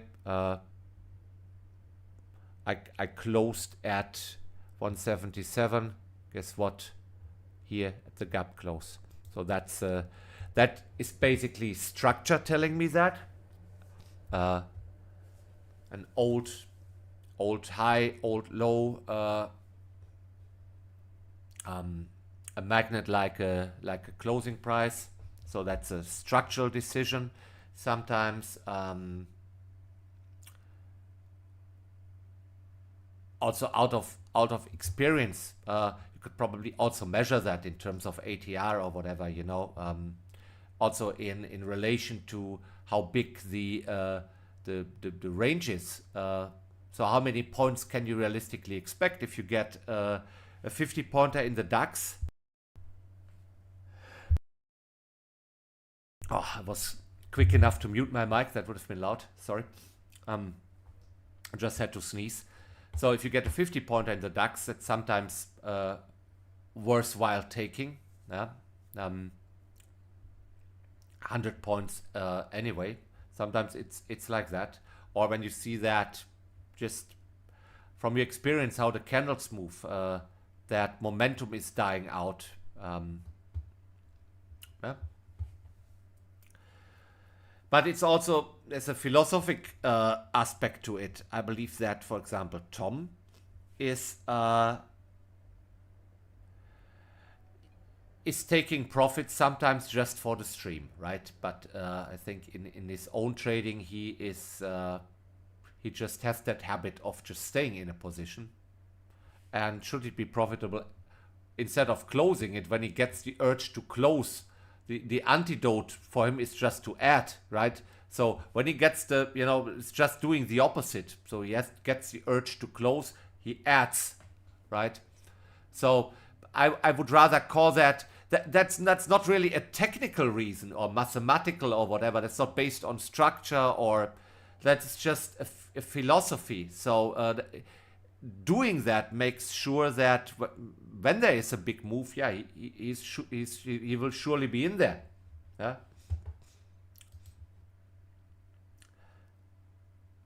So Beata, you seem to have the same sneezing virus like we do. It is spreading all over Europe. No, I can assure you, this is just me having a little bit of allergy. There's a lot of pollen and stuff in the air right now. But I haven't been ill for many years. But I don't want to bother you with my with my philosophy when it comes to nutrition and exercise and stuff like that.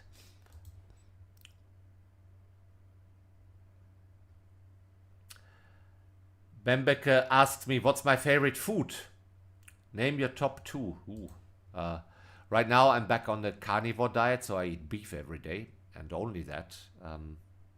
I think I can, if there's one food I can tolerate to eat every day, it's certainly beef. I throw there's some steaks on the grill, and that's what I eat, twice 500 grams per day, if you must know.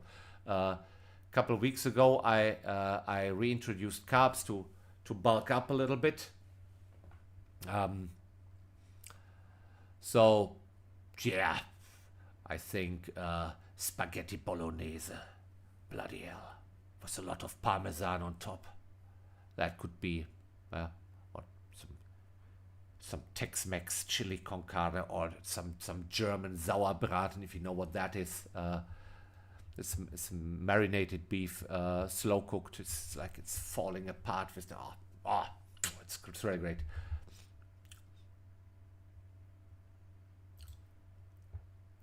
You need to eat sauerkraut and sausages. No, I'm not Bavarian. If you guys not from Germany, the idea that we all eat sauerkraut and sausages, yeah.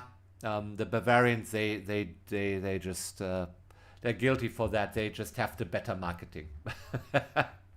Nope, I don't do sauerkraut.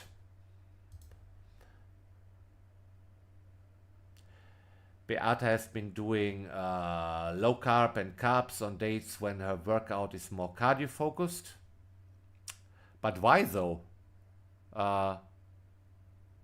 Look, here's the thing. You can. There's 2 ways to get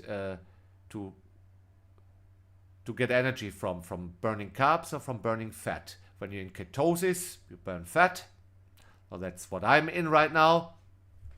Great, no insulin spikes, no insulin drops, just constant energy like a steam locomotive. Carbs, however, different thing. If you want to build muscle, I believe. That's tough on in ketosis. The fuel for the muscles, you need that glycogen in there. It's not impossible. I just think it's easier. Maybe that's just my body, But I would rather, when I would do cardio, I don't do cardio, by the way. I hate cardio. I will never do it. I will always hit the weights. But if I did cardio, I would probably do that on an empty stomach in the morning, so the body is forced to burn fat, right? So, or when in ketosis anyway, right? So, otherwise you just burn off the carbs that you just ate. Good, okay, it's also a way to reach a calorie deficit, but you know how long you need to be on that fucking bike, to burn one bloody cupcake. I don't know, an hour and a half. That's just crazy. You can live stream some arcade gaming, yeah, but not on Tom's channel. Plus, they're old school machines. They're not hooked up to any kind of they're retro machines, but wouldn't know how to capture the screen.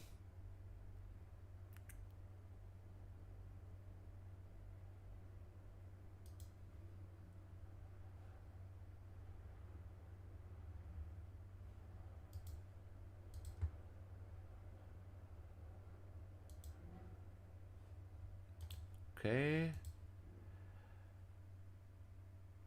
Mr. T, hey Andy, thanks for sitting down here every morning and making our trading morning both entertaining and informative, and the fact that you show up even on your statistically weakest days and trade in front of all these people with Tom's shadow looming over you. Yeah, well, it does.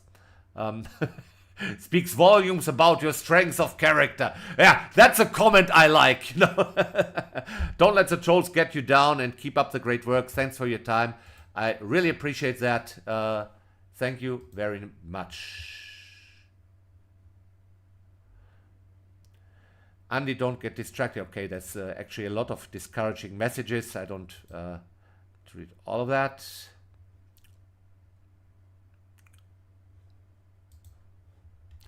Anka was commenting at 9:07 that I sound that I just woke up. Oh, actually, I always get up before 7. Yesterday, guess what? Karaoke Andy went to karaoke, and I went to bed after midnight, so I only slept maybe 6 hours or so. And yeah, that's why I might have sounded a bit tired, because I was.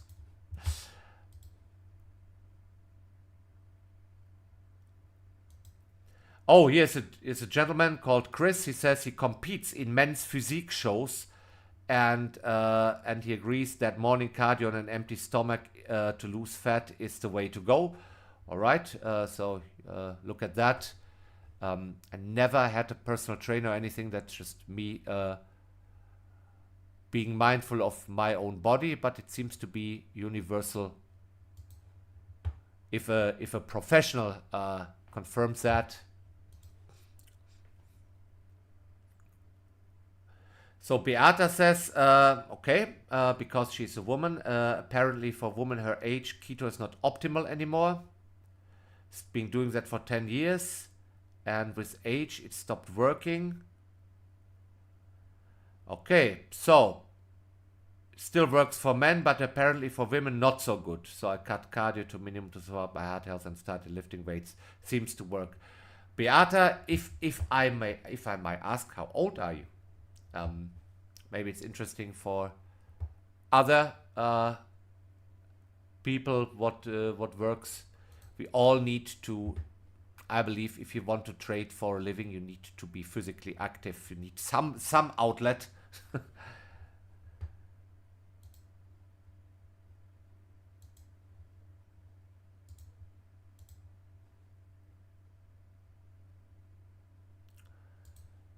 Order must be, Poland doesn't like it.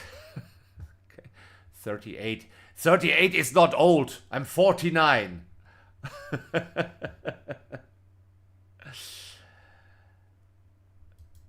But yeah, we need to be mindful of our own bodies.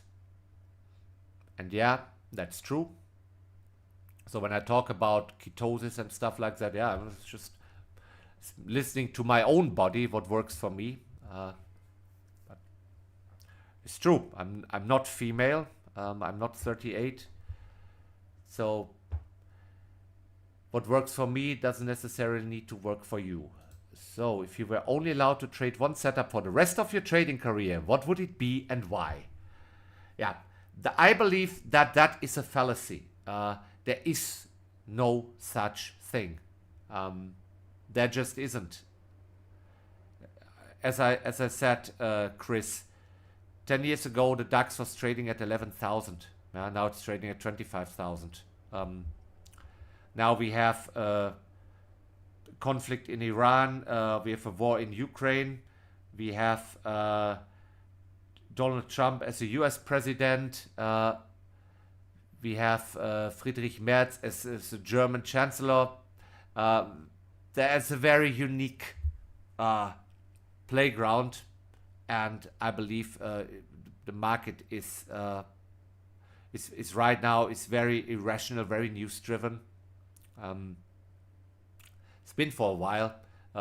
It was about will Trump tariff or will he not? Now it's more about is the oil supply secure? You know, are ships passing through that Persian Gulf or not? Is the conflict escalating or escalating, stuff like that? So that can so there's a lot of uncertainty, and any news might spook the market or excite it. Overall, however, we are trading close to all-time highs in stock indices, which is all pretty surreal. So no, look at Tom with his Skuran. Is his signature technique, and he's doing a lot of research. and now factoring in so many things, overnight range, bar polarity, and whatever he's looking at, to make the school run ready for the next decade, right? So yeah, so maybe if you adapt your edge to the market, then that's probably the thing. Be like water, my friend. Be fluid. Be fluid. We've got so many more questions. Do you know Trader Life? No, I believe I don't. Don't make me even more hungry. Yeah, guess what? I don't do breakfast. I will eat in 1 hour. Garlic and cod liver oil. You never catch a cold again. The old guy recommends.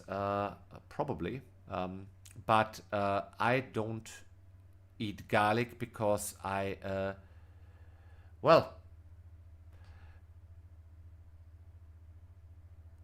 guess what? It stinks. You know, I don't like when people stink of garlic. It's just so, and I don't want to bother them as well. Unfortunately, Czech cuisine is very garlic heavy. So no, I don't do garlic.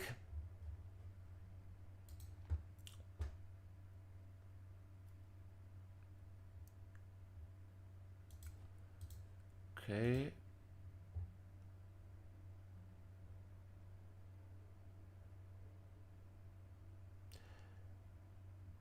SK, please read offline for your own personal consumption.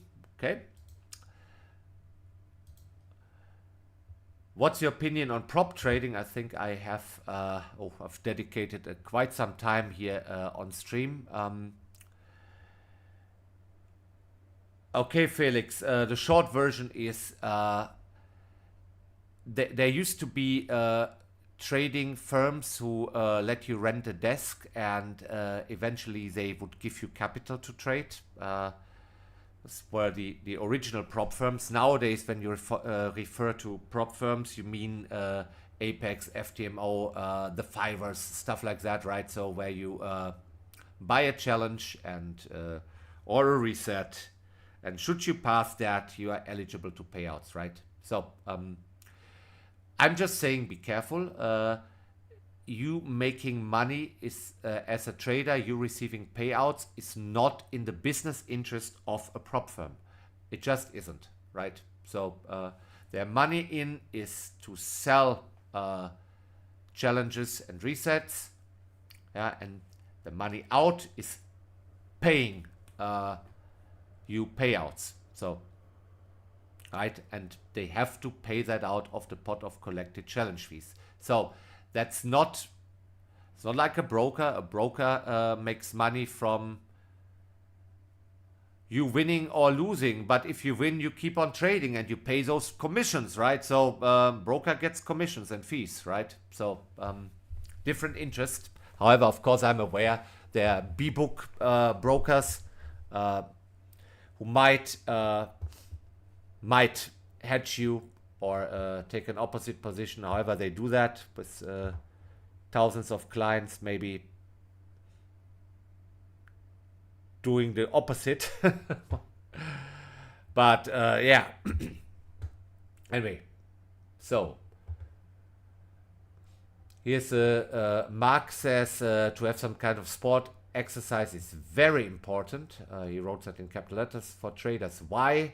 Because our body needs a strong biological maintenance in order to have a strong psychology. This is where healthy food, workouts, meditation, enough sleep is the baseline of a stable trader. This is what I found out in the past 6 months, monitoring my own behavior and way of thinking. This also confirms that strategy most of the time is not the problem, but humans are most of the time the problem, not being profitable.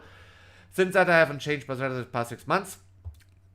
This contrast became obvious again. This was the turning point, become I made a stable life. So, do you agree that a stable life and healthy life is the base for profitable trading?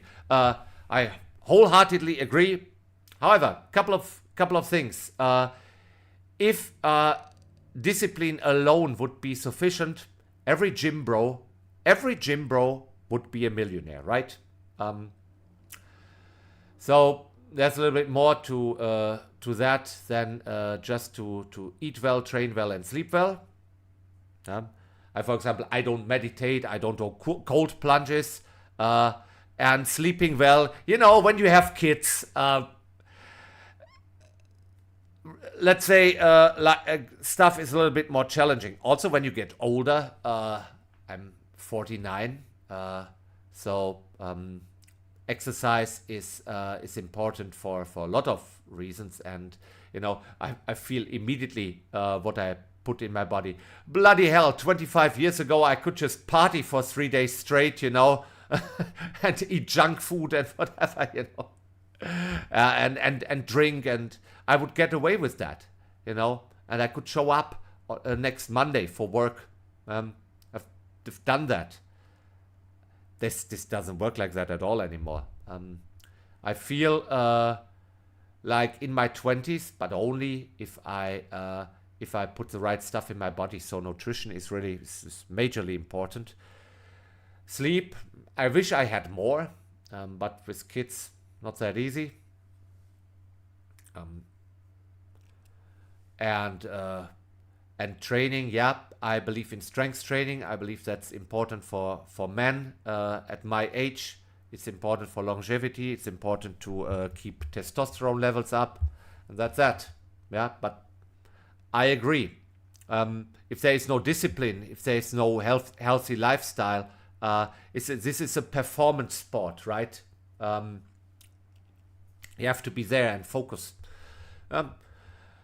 However, there seem to be traders. I mean, bless Larry Pesavento, but he's an old gentleman now, and certainly a little bit over what you would maybe recommend as to be an optimal body mass index.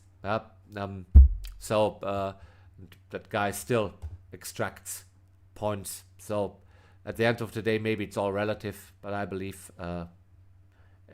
let's say it doesn't hurt.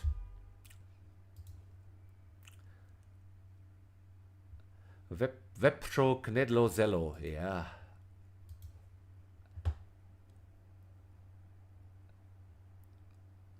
Okay, guys, it's 11. We've streamed for 2 hours. I will try to answer all of you. But I have to wrap this up now. Thank you for being here with me. Thank you for listening and tuning in and asking great questions. I appreciate that. Thanks for being here. See you at the US session. Karaoke Andi out.